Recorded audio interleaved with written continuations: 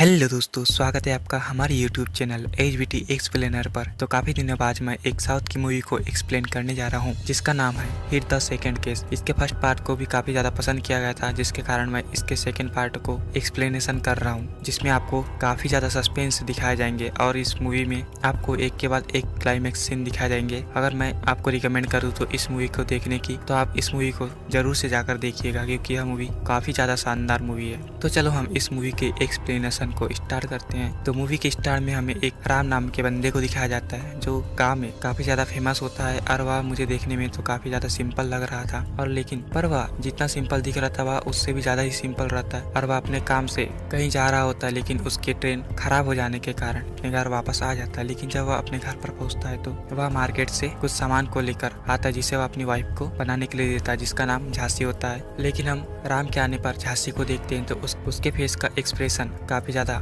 डर भरा हुआ होता है। और तभी वह एक कबोर्ड के पास में जा रहा होता है, जिसे वह खोल रहा होता है। तभी वहाँ से एक अनजान आदमी भाग जाता है, जिसके बाद में राम काफी ज्यादा उदास हो जाता है और वह अपनी वाइफ पे हाथ उठा ही रहा होता है, लेकिन वह अपनी वाइफ को कभी मारना नहीं चाहता। और तभी वह अपनी वाइफ को अपने घर से निकलने के लिए बोलता है, और वह जब इस बात को काफी ज्यादा जोर से चिल्लाकर बोल रहा होता है, तभी उसकी वाइफ बोलती है कि तुम प्लीज इस बात को किसी को न बताना, अगर आप चाहो तो मैं इस घर से निकल जाती हूँ। और तभी वह उस घर से निकल भी जाती है। और तभी हम दूसरे दिन देखते हैं तो उसके घर में पुलिस वाले आते हैं और उसे अपने साथ अरेस्ट कर जेल लेकर जा रहे होते हैं। तभी हम उनके घर के बाहर वह देखते हैं तो वहाँ पे एक महिलाओं की टीम आती है, जहाँ पर वह लोग देखते हैं तो वह महिलाएं काफी ज्यादा क्रोध में होती है और वह उसे काफी ज्यादा भला बुरा बोलती है। तब हमें पता चलता है कि उसकी वाइफ, जिसका नाम झांसी होता है, वह उन महिला की टीम को बताया था कि इसने मेरे साथ जबरदस्ती रेप करने की कोशिश करता था और मुझे सोने के लिए जबरदस्ती करता था। लेकिन वह लोग इसकी बात पर विश्वास कर लेते हैं और राम को काफी ज्यादा भला बुरा बोलते हैं। और थोड़ी देर बाद में उस पर उन सभी महिलाओं की टीम काफी ज्यादा पत्थर बरसाते हैं, जिसके कारण वह लोग राम को वहाँ से जान से मारने की कोशिश करते हैं। तभी वहाँ के पुलिस वाले उसे अपनी कार में बैठाकर अपने साथ लेकर चले जाते हैं, लेकिन वह कुछ टाइम बाद में वापस आ जाता है। और जब वह घर पर आराम कर रहा होता है तो उसकी सभी जानकारी न्यूज वालों को मिल चुकी थी, जिसके बाद उसका बहिष्कार किया जा रहा था। और हम देखते हैं तो वह काफी ज्यादा डिप्रेस में रहने लगा था, और वह अपने डिप्रेशन को भगाने के लिए एक ट्री हाउस बनाता है, जो देखने में काफी ज्यादा सुंदर होता है। और हम देखते हैं कि यह सीन यहीं पर अब कट हो जाता है। इसके बाद में हमें एक पुलिस वाले को दिखाया जाता है, जिसका नाम केडी होता है, और वह दिखने में काफी ज्यादा स्मार्ट भी होता है। तभी हम देखते हैं कि उसके हाथ में एक केस आता है, और जब वह उस केस का इन्वेस्टिगेशन करने आता है तो उसके पीछे मीडिया लग जाती है, और वह मीडिया वालों को बोलता है कि तुम्हें इसकी जानकारी कैसे मिल जाती है, हम तो तुम्हें कोई जानकारी नहीं दे देते। तभी मीडिया वाले बोलते हैं कि तुम्हें हमसे आपत्ति क्या है, और यहाँ पे काफी ज्यादा फनी मूवमेंट दिखाए जाते हैं। तब हम कुछ टाइम बाद में देखते हैं तो केडी उस लाश के पास आता है, और लाश के पास आने के बाद में वह देखता है तो एक जवान आदमी का लाश पड़ा हुआ होता है। और जब वह लोग उसके जेब को चेक करते हैं तो उसके पास में एक मोबाइल मिलता है, और वह मोबाइल को उसके फिंगरप्रिंट द्वारा खोल लेता है, जिसके कारण उसके भाई का नंबर सामने पर मिल जाता है। और वह उसे कॉल करके बुलाता है कि तुम्हारे भाई की लाश एक समुद्र के किनारे पड़ी हुई होती है। और तभी कुछ टाइम बाद उसका भाई भागते हुए आता है और उस लाश के पास रोने बैठ जाता है। तभी उस डेड बॉडी वाले का भाई उससे बोलता है कि जिसने भी मेरे भाई को मारा हो उसे तुम जल्दी से ढूंढकर मेरे सामने ला दो। और वह जब अपने फेस का एक्सप्रेशन रोने वाला बना रहा होता है, तभी केडी उसे बोलता है कि मैंने तो तुम्हें यहाँ की जानकारी नहीं दी थी, और तुमने इस जगह पर आकर कैसे अपने भाई को ढूंढ लिया। तभी वह समझ जाता है कि इसके भाई से कोई संबंध था, और वह उसे मारने वाला कोई और नहीं उसी का भाई था, और वह उसे वहीं पर अरेस्ट कर लेते हैं। तभी वह मीडिया वालों को बोलता है कि क्रिमिनल जितना शातिर होगा दिमाग उतना कम लगाना पड़ता है। और इसके बाद में सीन यहीं पर कट हो जाता है, और अब हमें एक डीएसपी को दिखाया जाता है, जिसका नाम नागेश्वर राव होता है, और वह काफी ज्यादा स्ट्रिक्ट होता है। और जब वह केडी उसके पास में आता है तब वह डीजीपी उसे बोलता है कि तुमने काफी सारे केस को हैंडल किया है, लेकिन केडी में काफी ज्यादा एटीट्यूड होता है, क्योंकि वह सभी केस को सॉल्व कर लेता था, जिसके कारण उसका एटीट्यूड बढ़ जाता है। और इस बात को वह डीएसपी नोटिस कर रहा होता है। तभी हम वहीं पर वर्षा नाम की एक लेडी पुलिस ऑफिसर को देखते हैं, जो केडी के पास में आती है। और तब हमें पता चलता है कि वह वर्षा से काफी ज्यादा नफरत करता है, क्योंकि उसके कारण उसका एक केस अनसॉल्व हो चुका था, क्योंकि वह उसके लाइफ का फर्स्ट केस था जो उसने सुलझा नहीं पाया था, और उसका पूरा कारण वर्षा ही थी, जिसके कारण वह उसे हमेशा अवॉइड करता रहता था। और तभी हम उसकी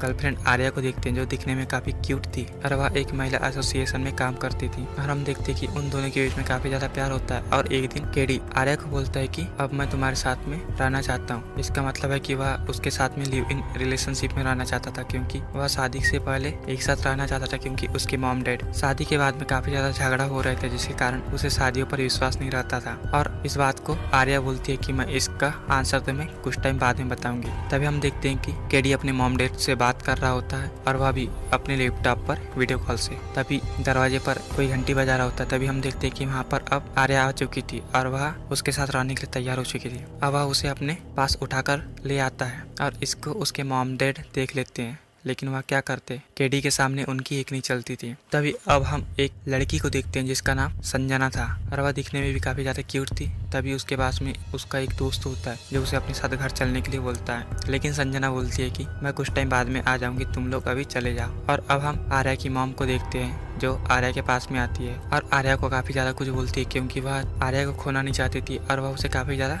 भला बुरा बोलती है कि तुम इसके साथ किसके परमिशन से रह रही हो। तभी हमें केडी के दोस्त अभी को दिखाया जाता है जो मूवी के फर्स्ट पार्ट में भी एक ऑफिसर के रूप में काम कर रहा था और वह बोलता है कि मुझे तुमसे एक हेल्प चाहिए। और अब हम वर्षा और अभी दोनों को साथ में देखते हैं जिसमें केडी उनके पास में आता है और वर्षा को अवॉइड करते हुए वहाँ से अभी से मिलने के लिए निकल पड़ता है। और जब अभी उसे बताते कि मुझे एक कॉल के बारे में सारी डिटेल्स जानना है, और तभी उसे वहीं पर एक केस सुलझाने के लिए भी बुलाया जाता है जहाँ पर वह देखते हैं कि संजना की बॉडी कटी हुई थी, जिसके दोनों हाथ, दोनों पैर, गर्दन सब अलग अलग कर दिए गए थे, जिसे देखने में काफी ज्यादा हमें डर सा महसूस होता है और इसे देखने के बाद कोई भी व्यक्ति डर ही जाएगा। तभी वहाँ पर वह लोग देखते हैं कि उस मकान के मालिक को बुलाया जाता है और उसे काफी ज्यादा पूछताछ करने के बाद वह बोलता है कि मैं इससे कुछ दूरी पर ही रहता हूँ, लेकिन मुझे इसके बारे में पता नहीं था। और वह बताता है कि संजना काफी ज्यादा टाइम अपने लैब में ही देती थी और यहाँ से लेट ही निकलती थी। और वह उसके दोस्तों को भी पूछता है तो उसके दोस्त बताता है कि मैंने संजना को चलने वाला था, लेकिन वह थोड़ी देर बाद आने के कारण मुझे चले जाने के लिए बोली। इसके बाद में हम नेक्स्ट डे जब देखते हैं तब केडी को एक और काफी ज्यादा डराने वाला समाचार मिलता है, जिसके बाद में वहाँ की एक डॉक्टर बताती है कि यहाँ पर सिर्फ संजना का सर है, बाकी बॉडी यहाँ पर दोनों लड़कियों की है। तब हमें समझ आ जाता है कि यहाँ पे 3 लड़कियों का कत्ल हो चुका है, जिससे केडी सुनकर शौक में पड़ जाता है। और इस बात को सुनकर हम भी काफी ज्यादा शौक में पड़ जाते हैं कि यह कैसे हो सकता है। और अब इस बात का पूरी जानकारी के लिए केडी इस केस को सोल्व करने के लिए अपनी ये जान लगाने को तैयार पड़ता है। और तभी इस बात को वह डीजीपी नागेश्वर राव को बताता है, जिसके बाद में डीजीपी बोलता है कि तुम इस केस को जल्द से जल्द सॉल्व करो, और वह इस केस को केडी के हाथ में दे देता है। तभी अब केडी को हम देखते हैं जो संजना के साथ में रह रहे हैं, उसके फ्रेंड और उस मकान के मालिक को काफी ज्यादा पूछताछ करने लगते हैं। और फाइनली हम कुछ टाइम बाद में संजना की फ्रेंड रंजीता को देखते हैं, जिसका एक बॉयफ्रेंड भी होता है जिसका नाम कुमार होता है, और वह उन सभी लोगों पर शक करता है, लेकिन उसे कोई भी क्लू नहीं मिल पाता। और वह इस बात को संजना के डैड को बताते हैं, जिसके बाद में संजना का डैड काफी ज्यादा रोने लगते हैं और वह केडी को बोलते हैं कि तुम मेरी बेटी की सारी बॉडी पार्ट्स को मुझे लाकर दे दो, जिसके कारण मैं उसका अंतिम संस्कार कर सकूं। और अब वह लोग संजना के फ्रेंड, रिलेटिव सब लोगों से पूछताछ करने लग जाते हैं, जिसके बाद में वह लोग अब एक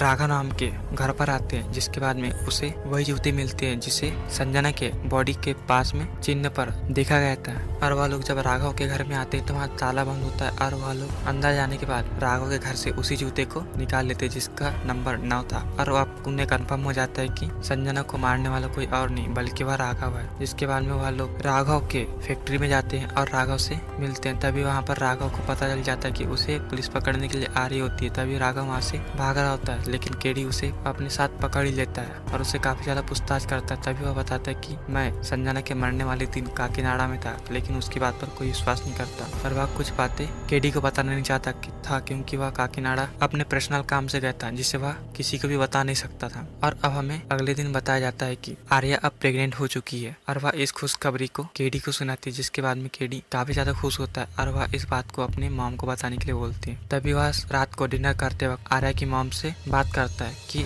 आपकी बेटी प्रेग्नेंट हो चुकी है, लेकिन उसकी मॉम बोलती है कि यह सब कैसे हुआ। तब केडी बताता है कि आपके रहने से पहले यह सब कुछ हो चुका था। तभी आर्या की मॉम बोलती है कि अब मैं तुम्हारी शादी का इंतजाम करती हूँ। और अब हम अभी को देखते हैं, जिसको केडी ने उसके कॉल डिटेल्स निकाल कर दे दिए थे और अब वह भी अपने केस पर काम करने लगा था। और वह सब इस बात को फर्स्ट पार्ट के पुलिस वाले को बताता है, जिसका नाम अर्जुन था। और वह एक पुलिस वाला था जो मारा गया था, लेकिन वह लोग उसकी केस डिटेल्स नहीं निकाल पा रहे थे, जिस कारण वह लोग केडी की सहायता लिए थे। और अब हम दूसरे दिन जब देखते हैं तो डीजीपी केडी को कांग्रेचुलेशन करते हैं, क्योंकि उसने क्रिमिनल को पकड़ लिया था और वह इस बात से काफी ज्यादा खुश थे कि क्रिमिनल अब पकड़ा गया। तभी केडी बोलता है कि हमें क्रिमिनल को तो पकड़ लिया, लेकिन हमें उन 3 लड़कियों के बॉडी पार्ट्स ढूंढना है। लेकिन डीजीपी बोलते हैं कि अब हमें इस चक्कर में नहीं पड़ना है, हमें इस केस को सॉल्व करके करके रफा दफा करना है। तभी कोर्ट में हम देखते हैं तो राघव को लाया जाता है और वहाँ पर उसके बयान पूछा जाता है। तभी राघव बोलता है कि मैं उस दिन काकीनाडा में था और मैं अपनी बातों को जाहिर नहीं कर सकता क्योंकि यह मेरा पर्सनल प्रॉब्लम है, और वह इस बात को बताता नहीं। तभी वहाँ के जज उसे जेल में उम्र भर की सजा सुना देते हैं। और बाहर भी काफी ज्यादा आक्रोश फैल चुका था क्योंकि राघव ने 3 लड़कियों को मारा था और इस बात की जानकारी मीडिया ने सभी शहर के लोगों को दे दिए थे, जिस कारण वहाँ के लोगों में काफी ज्यादा आक्रोश था और उसे फांसी देने की मांग की जा रही। तभी अब हम कुछ दिन बाद में केडी को देखते हैं जिसके पास एक ईमेल आता है, और जब वह अपनी ईमेल को खोलता है तब उसी ईमेल में एक वीडियो दिखाई देता है जिसमें वह राघव को देखता है। और राघव उस दिन सही में काकीनाडा में ही था, लेकिन उसकी बातों पर कोई विश्वास नहीं कर रहा। और अब इस बात का कंफर्म केडी को भी होने लगा था कि राघव शायद मुजरिम नहीं होगा, और वह इस बात का कंफर्म करने के लिए राघव से मिलने के लिए जा रहा होता। तभी राघव को पुलिस वाले एनकाउंटर करने के लिए ले जा चुके थे और वहाँ के मिनिस्टर, एमएलए सभी लोग उसी के साथ में थे क्योंकि वह लोग जनता के सपोर्ट के लिए कुछ भी कर सकते थे। और वह लोग फाइनली अब राघव को मारने के लिए एक जंगल में ला लेते हैं और इस बात का पता केडी को चल जाता है और वह काफी सारे लोगों को फोन करता है लेकिन कोई उसके कॉल को रिसीव नहीं करता। तभी केडी को एक आइडिया आता है कि वह एक रिपोर्टर को बताए और उससे मदद मांगे, और वह बताता है कि राघव को लोग फांसी देने की बजाय एनकाउंटर करने वाले हैं, और इस बात को सभी न्यूज चैनलों पर फैला दिया जाता है जिसके कारण राघव अब बच जाता है। लेकिन जब राघव को वापस जेल लाया जाता है तभी राघव काफी ज्यादा शर्मिंदगी महसूस कर रहा होता है और वह कुछ टाइम बाद में जेल में अपने आप को मार डालता है और वह अपने हाथों में कुछ लिखकर रख देता है क्योंकि वह जानता था कि केडी इसकी पुष्टि जरूर करेगा, जिसके कारण वह अपने आप को फांसी लगा लेता है और फाइनली वह भी मारा जाता है। तभी हम कुछ टाइम बाद देखते हैं तो केडी के कार पर एक फोटो लगाया जाता है जिसमें रंजीता नाम की लड़की का मर्डर करने पर उसे वार्निंग दी जाती है और वह काफी ज्यादा घबरा जाता है। जिसके बाद में वह रंजीता के घर पर आता है और जब वह रंजीता के घर पर देखता है तो वह अपने बॉयफ्रेंड कुमार के साथ में थी और वह घर पर काफी ज्यादा कुछ चेक करता है लेकिन उसे कुछ दिखाई नहीं देता। तभी केडी रंजीता को संभालने के लिए बोलता है और वह कुमार को भी बता देता है कि तुम इसका ख्याल रखना। तभी कुमार बोलता है कि उसे मारने से पहले मुझे टच करके जाना होगा, और कुछ टाइम बाद में फिर उसी के कार पर उसकी वाइफ आर्या की फोटो लगा दी जाती है जिसके कारण वह काफी ज्यादा घबरा जाता है। और जब वह घर पर पहुंचता है तो उसे आर्या मिल ही जाती है जिसके कारण वह अपने आप को रिलैक्स महसूस करता है। तभी वह अगले दिन डीजीपी को बताता है कि मेरे वाइफ पर हमला करने की कोशिश की जा सकती है, जिसके कारण डीजीपी उसके घर में कुछ पुलिस गार्ड रखा देता है। और अब केडी को इस बात पर कंफर्म हो चुका था कि इसका मुजरिम कोई और ही है, जिस कारण वह इस केस पर काफी ज्यादा क्लोज तरीके से इन्वेस्टिगेशन करना स्टार्ट कर दिया था। तभी वह एक महिला एसोसिएशन में जाता है जहाँ पर उसे एक तान्या नाम की लड़की को दिखाया जाता है और उसे पता चलता है कि इसकी भी मौत काफी दिनों पहले इसी तरह से हो चुकी थी। जिसके बाद में उन्हें एक और लड़की के बारे में पता चलता है जिसका नाम तानिया होता है, और तानिया को भी संजना की बॉडी के साथ में रख दिया गया था जिसे वह लोग पार्ट में काट दिए थे। तभी इस बात को आर्या बताती है कि इस लड़की को मैं जानती हूँ और इस लड़की का पता मैं आपको बता सकती हूँ। तभी वह लोग एक महिला टीम मेंबर में जाते हैं जहाँ पर काफी सारी महिलाएं एक जगह पर काम करती है और वहाँ पर वह लोग बताते हैं कि यहाँ पर झांसी भी पहले आ चुकी थी, और वह लोग समझ जाते कि झांसी को भी मारने का कारण सिर्फ एक ही है क्योंकि उस जगह पे जो भी काम करता है वहाँ के लोग को वह क्रिमिनल काफी बुरी तरीके से मारता है। और अब हमें अभी को दिखाया जाता है जो अपनी केस पर इन्वेस्टिगेशन कर रहा था, और वह बताता है कि एक विक्रम नाम का पुलिस वाला था जो इस केस के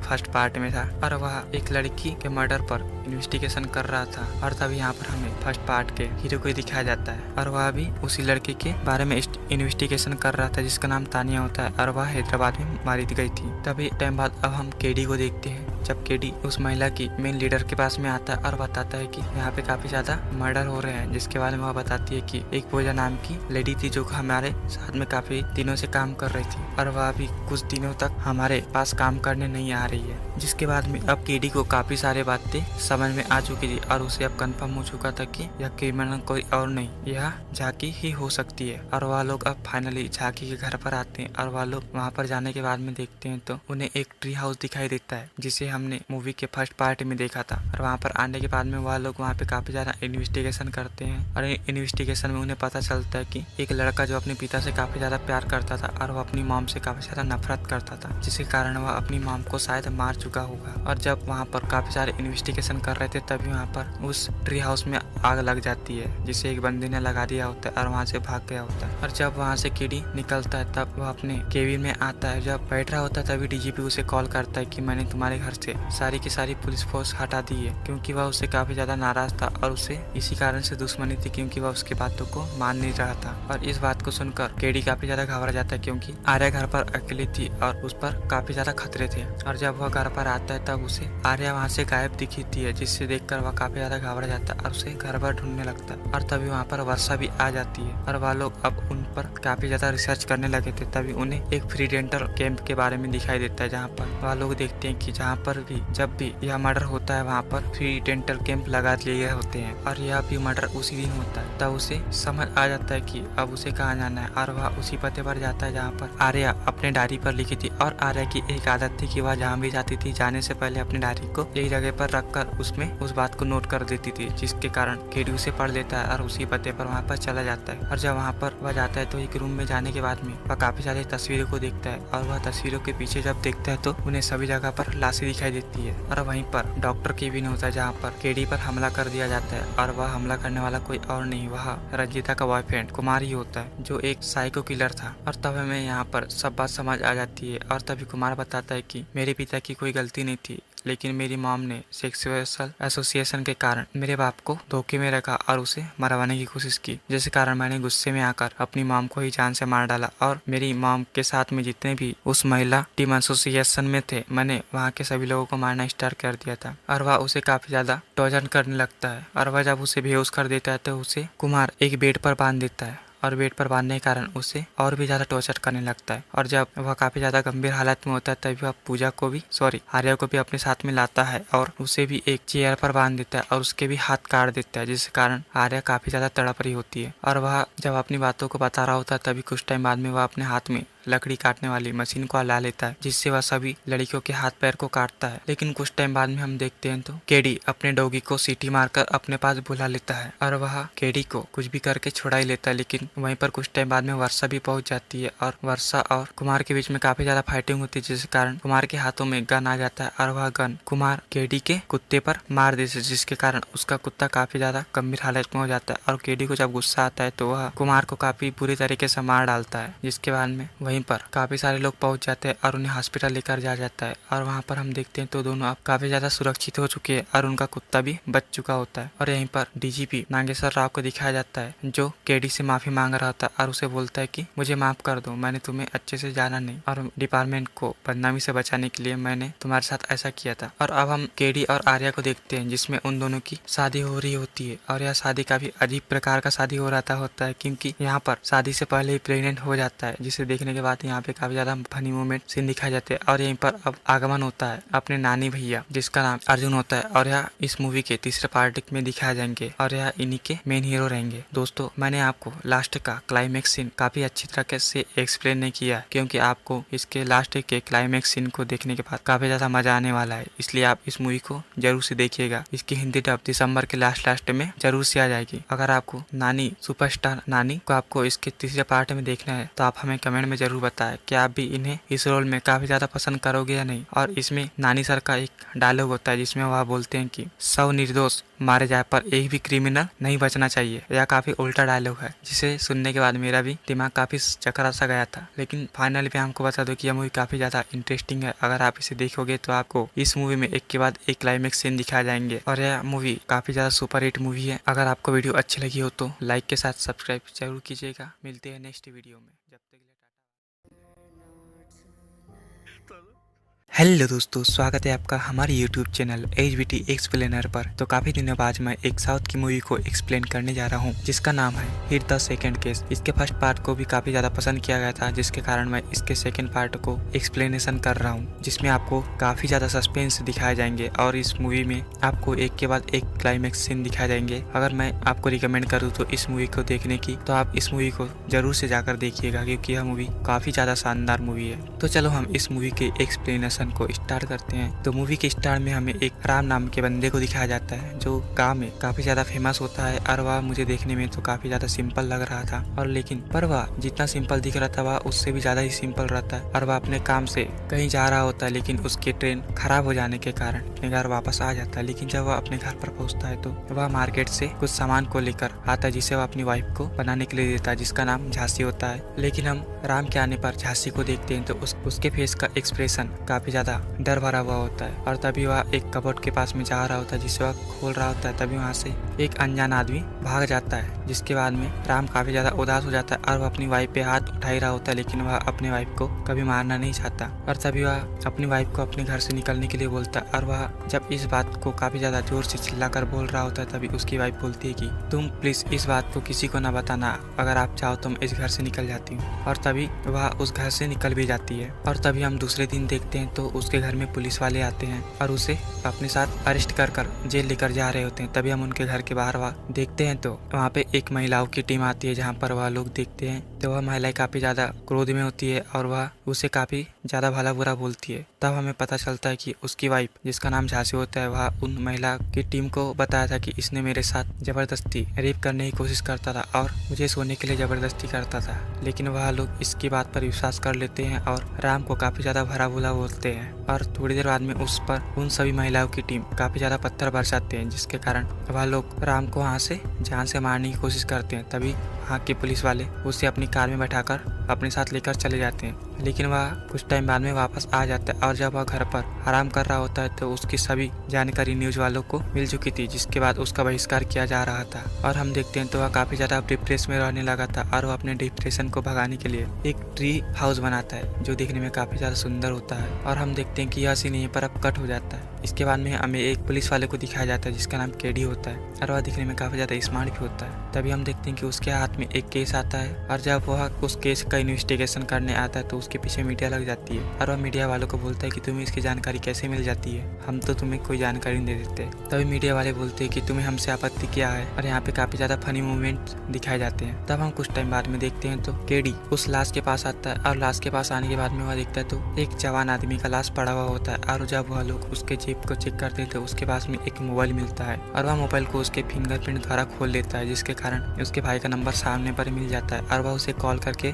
बुलाता है कि तुम्हारे भाई की लाश एक समुद्र के किनारे पड़ी हुई होती है। और तभी कुछ टाइम बाद उसका भाई भागते हुए आता है और उस लाश के पास रोने बैठ जाता है। तभी उस डेड बॉडी वाले का भाई उससे बोलता है कि जिसने भी मेरे भाई को मारा हो उसे तुम जल्दी से ढूंढकर मेरे सामने ला दो। और वह जब अपने फेस का एक्सप्रेशन रोने वाला बना रहा होता है तभी केडी उसे बोलता है कि मैंने तो तुम्हें यहाँ की जानकारी नहीं दी थी और तुमने इस जगह पर आकर कैसे अपने भाई को ढूंढ लिया। तभी वह समझ जाता है कि इसके भाई से कोई संबंध था और वह उसे मारने वाला कोई और नहीं उसी का भाई था और वह उसे वहीं पर अरेस्ट कर लेते हैं। तभी वह मीडिया वालों को बोलता है कि क्रिमिनल जितना शातिर होगा दिमाग उतना कम लगाना पड़ता है। और इसके बाद में सीन यहीं पर कट हो जाता है और अब हमें एक डीएसपी को दिखाया जाता है जिसका नाम नागेश्वर राव होता है और वह काफी ज्यादा स्ट्रिक्ट होता है। और जब वह केडी उसके पास में आता है तब वह डीजीपी उसे बोलता है कि तुमने काफी सारे केस को हैंडल किया है, लेकिन केडी में काफी ज्यादा एटीट्यूड होता है क्योंकि वह सभी केस को सॉल्व कर लेता था, जिसके कारण उसका एटीट्यूड बढ़ जाता है और इस बात को वह डीएसपी नोटिस कर रहा होता है। तभी हम वहीं पर वर्षा नाम की एक लेडी पुलिस ऑफिसर को देखते हैं जो केडी के पास में आती है और तब हमें पता चलता है कि वह वर्षा से काफी ज्यादा नफरत करता है क्योंकि उसके कारण उसका एक केस अनसॉल्व हो चुका था, क्योंकि वह उसके लाइफ का फर्स्ट केस था जो उसने सुलझा नहीं पाया था और उसका पूरा कारण वर्षा ही थी, जिसके कारण वह उसे हमेशा अवॉइड करता रहता था। और तभी हम उसकी गर्लफ्रेंड आर्या को देखते हैं जो दिखने में काफी क्यूट थी और वह एक महिला एसोसिएशन में काम करती थी और हम देखते हैं कि उन दोनों के बीच में काफी ज्यादा प्यार होता है। और एक दिन केडी आर्या को बोलता है कि अब मैं तुम्हारे साथ में रहना चाहता हूँ। इसका मतलब है कि वह उसके साथ में लिव इन रिलेशनशिप में रहना चाहता था क्योंकि वह शादी से पहले एक साथ रहना चाहता था, क्योंकि उसके मॉम डैड शादी के बाद में काफी ज्यादा झगड़ा हो रहे थे, जिसके कारण उसे शादियों पर विश्वास नहीं रहता था। और इस बात को आर्या बोलती है कि मैं इसका आंसर तुम्हें कुछ टाइम बाद में बताऊंगी। तभी हम देखते हैं कि केडी अपने मॉम डैड से बात कर रहा होता है और वह भी अपने लैपटॉप पर वीडियो कॉल से। तभी दरवाजे पर कोई घंटी बजा रहा होता है। तभी हम देखते हैं कि वहाँ पर अब आर्या आ चुकी थी और वह उसके साथ रहने के लिए तैयार हो चुकी थी। अब वह उसे अपने पास उठाकर ले आता है और इसको उसके मॉम डैड देख लेते हैं, लेकिन वह क्या करते केडी के सामने उनकी एक नहीं चलती थी। तभी अब हम एक लड़की को देखते हैं जिसका नाम संजना था और वह दिखने में भी काफी ज्यादा क्यूट थी। तभी उसके पास में उसका एक दोस्त होता है जो उसे अपने साथ घर चलने के लिए बोलता है, लेकिन संजना बोलती है कि मैं कुछ टाइम बाद में आ जाऊंगी, तुम लोग अभी चले जाओ। और अब हम आर्या की मॉम को देखते हैं जो आर्या के पास में आती है और आर्या को काफी ज्यादा कुछ बोलती है क्योंकि वह आर्या को खोना नहीं चाहती थी और वह उसे काफी ज्यादा भला बुरा बोलती है कि तुम इसके साथ किसके परमिशन से रह रही हो। तभी हमें केडी के दोस्त अभी को दिखाया जाता है जो मूवी के फर्स्ट पार्ट में भी एक ऑफिसर के रूप में काम कर रहा था और वह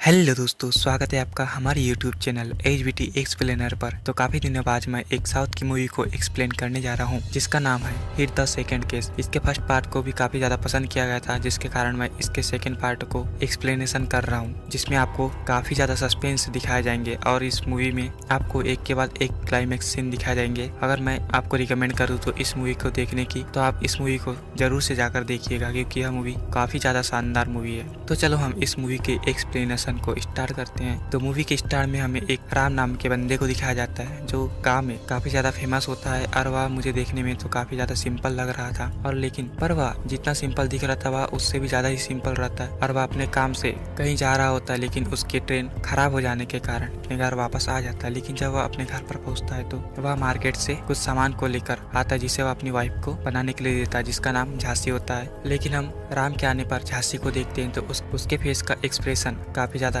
डर भरा हुआ होता है और तभी वह एक कबोर्ड के पास में जा रहा होता है जिसे वह खोल रहा होता है। तभी वहाँ से एक अनजान आदमी भाग जाता है, जिसके बाद में राम काफी ज्यादा उदास हो जाता है और वह अपनी वाइफ पे हाथ उठा ही रहा होता है, लेकिन वह अपने वाइफ को कभी मारना नहीं चाहता। और तभी वह अपनी वाइफ को अपने घर से निकलने के लिए बोलता है और वह जब इस बात को काफी ज्यादा जोर से चिल्लाकर बोल रहा होता है तभी उसकी वाइफ बोलती है कि तुम प्लीज इस बात को किसी को न बताना, अगर आप चाहो तो मैं इस घर से निकल जाती हूँ। और तभी वह उस घर से निकल भी जाती है। और तभी हम दूसरे दिन देखते हैं तो उसके घर में पुलिस वाले आते हैं और उसे अपने साथ अरेस्ट कर जेल लेकर जा रहे होते हैं। तभी हम उनके घर के बाहर वह देखते हैं तो वहाँ पे एक महिलाओं की टीम आती है, जहाँ पर वह लोग देखते हैं तो वह महिलाएं काफी ज्यादा क्रोध में होती है और वह उसे काफी ज्यादा भला बुरा बोलती है। तब हमें पता चलता है कि उसकी वाइफ, जिसका नाम झांसी होता है, वह उन महिला की टीम को बताया था कि इसने मेरे साथ जबरदस्ती रेप करने की कोशिश करता था और मुझे सोने के लिए जबरदस्ती करता था। लेकिन वह लोग इसकी बात पर विश्वास कर लेते हैं और राम को काफी ज्यादा भला बुरा बोलते हैं। और थोड़ी देर बाद में उस पर उन सभी महिलाओं की टीम काफी ज्यादा पत्थर बरसाते हैं, जिसके कारण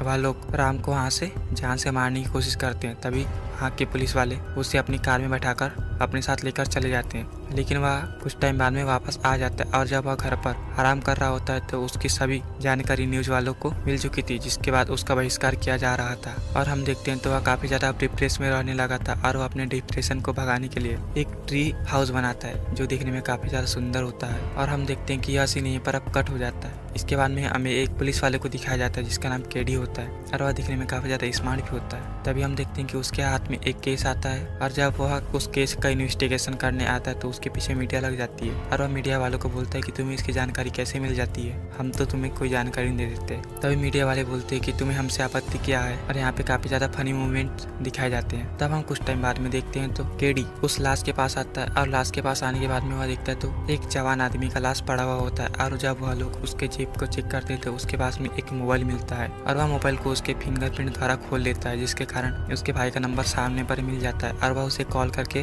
बुलाता है कि तुम्हारे भाई की लाश एक समुद्र के किनारे पड़ी हुई होती है। और तभी कुछ टाइम बाद उसका भाई भागते हुए आता है और उस लाश के पास रोने बैठ जाता है। तभी उस डेड बॉडी वाले का भाई उससे बोलता है कि जिसने भी मेरे भाई को मारा हो उसे तुम जल्दी से ढूंढकर मेरे सामने ला दो। और वह जब अपने फेस का एक्सप्रेशन रोने वाला बना रहा होता है तभी केडी उसे बोलता है कि मैंने तो तुम्हें यहाँ की जानकारी नहीं दी थी और तुमने इस जगह पर आकर कैसे अपने भाई को ढूंढ लिया। तभी वह समझ जाता है कि इसके भाई से कोई संबंध था और वह उसे मारने वाला कोई और नहीं उसी का भाई था और वह उसे वहीं पर अरेस्ट कर लेते हैं। तभी वह मीडिया वालों को बोलता है कि क्रिमिनल जितना शातिर होगा दिमाग उतना कम लगाना पड़ता है। और इसके बाद में यह सीन यहीं पर कट हो जाता है और अब हमें एक डीएसपी को दिखाया जाता है जिसका नाम नागेश्वर राव होता है और वह काफी ज्यादा स्ट्रिक्ट होता है। और जब वह केडी उसके पास में आता है तब वह डीजीपी उसे बोलता है कि तुमने काफी सारे केस को हैंडल किया है, लेकिन केडी में काफी ज्यादा एटीट्यूड होता है क्योंकि वह सभी केस को सॉल्व कर लेता था, जिसके कारण उसका एटीट्यूड बढ़ जाता है और इस बात को वह डीएसपी नोटिस कर रहा होता है। तभी हम वहीं पर वर्षा नाम की एक लेडी पुलिस ऑफिसर को देखते हैं जो केडी के पास में आती है और तब हमें पता चलता है कि वह वर्षा से काफी ज्यादा नफरत करता है क्योंकि उसके कारण उसका एक केस केस अनसॉल्व हो चुका था, क्योंकि वह उसके लाइफ का फर्स्ट केस था जो उसने सुलझा नहीं पाया था और उसका पूरा कारण वर्षा ही थी, जिसके कारण वह उसे हमेशा अवॉइड करता रहता था। और तभी हम उसकी गर्लफ्रेंड आर्या को देखते हैं, जो दिखने में काफी क्यूट थी और वह एक महिला एसोसिएशन में काम करती थी। और हम देखते हैं कि उन दोनों के बीच में काफी ज्यादा प्यार होता है। और एक दिन केडी आर्या को बोलता है कि अब मैं तुम्हारे साथ में रहना चाहता हूँ। इसका मतलब है कि वह उसके साथ में लिव इन रिलेशनशिप में रहना चाहता था, क्योंकि वह शादी से पहले एक साथ रहना चाहता था, क्योंकि उसके मॉम डैड शादी के बाद में काफी ज्यादा झगड़ा हो रहे थे, जिसके कारण उसे शादियों पर विश्वास नहीं रहता था।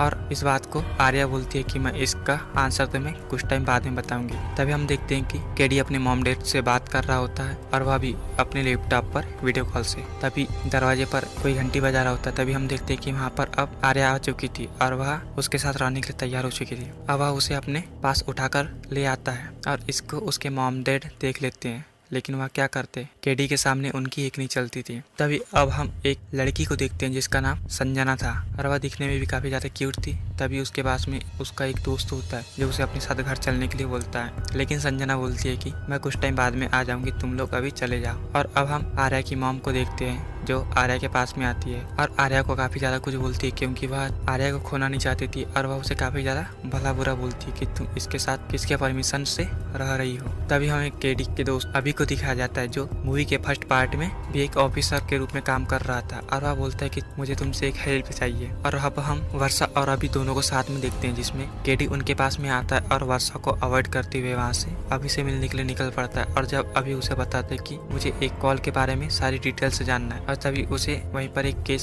सुलझाने के लिए भी बुलाया जाता है, जहाँ पर वह दिखते हैं कि संजना की बॉडी कटी हुई थी, जिसके दोनों हाथ, दोनों पैर, गर्दन सब अलग अलग कर दिए गए थे, जिसे देखने में काफी ज्यादा हमें डर सा महसूस होता है और इसे देखने के बाद कोई भी व्यक्ति डर ही जाएगा। तभी वहाँ पर वह लोग देखते हैं कि उस मकान के मालिक को बुलाया जाता है और उसे काफी ज्यादा पूछताछ करने के बाद में वह बोलता है कि मैं इससे कुछ दूरी पर ही रहता हूँ, लेकिन मुझे इसके बारे में पता नहीं था। और वह बताता है कि संजना काफी ज्यादा टाइम अपने लैब में ही देती थी और यहाँ से लेट ही निकलती थी। और वह उसके दोस्तों को भी पूछता है, तो उसके दोस्त बताता है कि मैंने संजना को चलने वाला था, लेकिन वह थोड़ी देर बाद आने के कारण मुझे चले जाने के लिए बोली। इसके बाद में हम नेक्स्ट डे जब देखते हैं तब केडी को एक और काफी ज्यादा डराने वाला समाचार मिलता है, जिसके बाद में वहाँ की एक डॉक्टर बताती है कि यहाँ पर सिर्फ संजना का सर है, बाकी बॉडी यहाँ पर दोनों लड़कियों की है। तब हमें समझ आ जाता है कि यहाँ पे 3 लड़कियों का कत्ल हो चुका है, जिससे केडी सुनकर शौक में पड़ जाता है। और इस बात को सुनकर हम भी काफी ज्यादा शौक में पड़ जाते हैं कि यह कैसे हो सकता है। और अब इस बात का पूरी जानकारी के लिए केडी इस केस को सोल्व करने के लिए अपनी ये जान लगाने को तैयार पड़ता है। और तभी इस बात को वह डीजीपी नागेश्वर राव को बताता है, जिसके बाद में डीजीपी बोलता है कि तुम इस केस को जल्द से जल्द सॉल्व करो, और वह इस केस को केडी के हाथ में दे देता है। तभी अब केडी को हम देखते हैं जो संजना के साथ में रह रहे उसके फ्रेंड और उस मकान के मालिक को काफी ज्यादा पूछताछ करने लगते हैं। और फाइनली हम कुछ टाइम बाद में संजना की फ्रेंड रंजीता को देखते हैं, जिसका एक बॉयफ्रेंड भी होता है जिसका नाम कुमार होता है, और वह उन सभी लोगों पर शक करता है, लेकिन उसे कोई भी क्लू नहीं मिल पाता। और वह इस बात को संजना के डैड को बताते हैं, जिसके बाद में संजना का डैड काफी ज्यादा रोने लगते हैं और वह केडी को बोलते हैं कि तुम मेरी बेटी की सारी बॉडी पार्ट्स को मुझे लाकर दे दो, जिसके कारण मैं उसका अंतिम संस्कार कर सकूं। और अब वह लोग संजना के फ्रेंड, रिलेटिव सब लोगों से पूछताछ करने लग जाते हैं, जिसके बाद में वह लोग अब एक राघव नाम के घर पर आते हैं, जिसके बाद में उसे वही जूते मिलते हैं जिसे संजना के बॉडी के पास में चिन्ह पर देखा गया था। और वह लोग जब राघव के घर में आते हैं तो वहाँ ताला बंद होता है, और वह लोग अंदर जाने के बाद राघव के घर से उसी जूते को निकाल लेते हैं जिसका नंबर 9 था। और वह उन्हें कंफर्म हो जाता है कि संजना को मारने वाला कोई और नहीं बल्कि वह राघव है। जिसके बाद में वह लोग राघव के फैक्ट्री में जाते हैं और राघव से मिलते हैं। तभी वहाँ पर राघव को पता चल जाता है कि उसे पुलिस पकड़ने के लिए आ रही होती है। तभी राघव वहाँ से भाग रहा होता है, लेकिन केडी उसे अपने साथ पकड़ ही लेता है और उसे काफी ज्यादा पूछताछ करता है। तभी वह बताता है कि मैं संजना के मरने वाले दिन काकीनाडा में था, लेकिन उसकी बात पर कोई विश्वास नहीं करता। और वह कुछ बातें केडी को बताना नहीं चाहता था, क्योंकि वह काकीनाडा अपने पर्सनल काम से गया था, जिसे वह किसी को भी बता नहीं सकता था। और अब हमें अगले दिन बताया जाता है कि आर्या अब प्रेग्नेंट हो चुकी है और वह इस खुशखबरी को केडी को सुनाती है, जिसके बाद में केडी काफी ज्यादा खुश होता है और वह इस बात को अपने मॉम को बताने के लिए बोलती है। तभी वह रात को डिनर करते वक्त आर्या की मॉम से बात करता है कि आपकी बेटी प्रेग्नेंट हो चुकी है, लेकिन उसकी मॉम बोलती है कि यह सब कैसे हुआ। तब केडी बताता है कि आपके रहने से पहले यह सब कुछ हो चुका था। तभी आर्या की मॉम बोलती है कि अब मैं तुम्हारी शादी का इंतजाम करती हूँ। और अब हम अभी को देखते देखते हैं जिसको केडी ने उसके कॉल डिटेल्स निकाल कर दे दिए थे और अब वह भी अपने केस पर काम करने लगा था। और वह सब इस बात को फर्स्ट पार्ट के पुलिस वाले को बताता है जिसका नाम अर्जुन था। और वह एक पुलिस वाला था जो मारा गया था, लेकिन वह लोग उसकी केस डिटेल्स नहीं निकाल पा रहे थे, जिस कारण वह लोग केडी की सहायता लिए थे।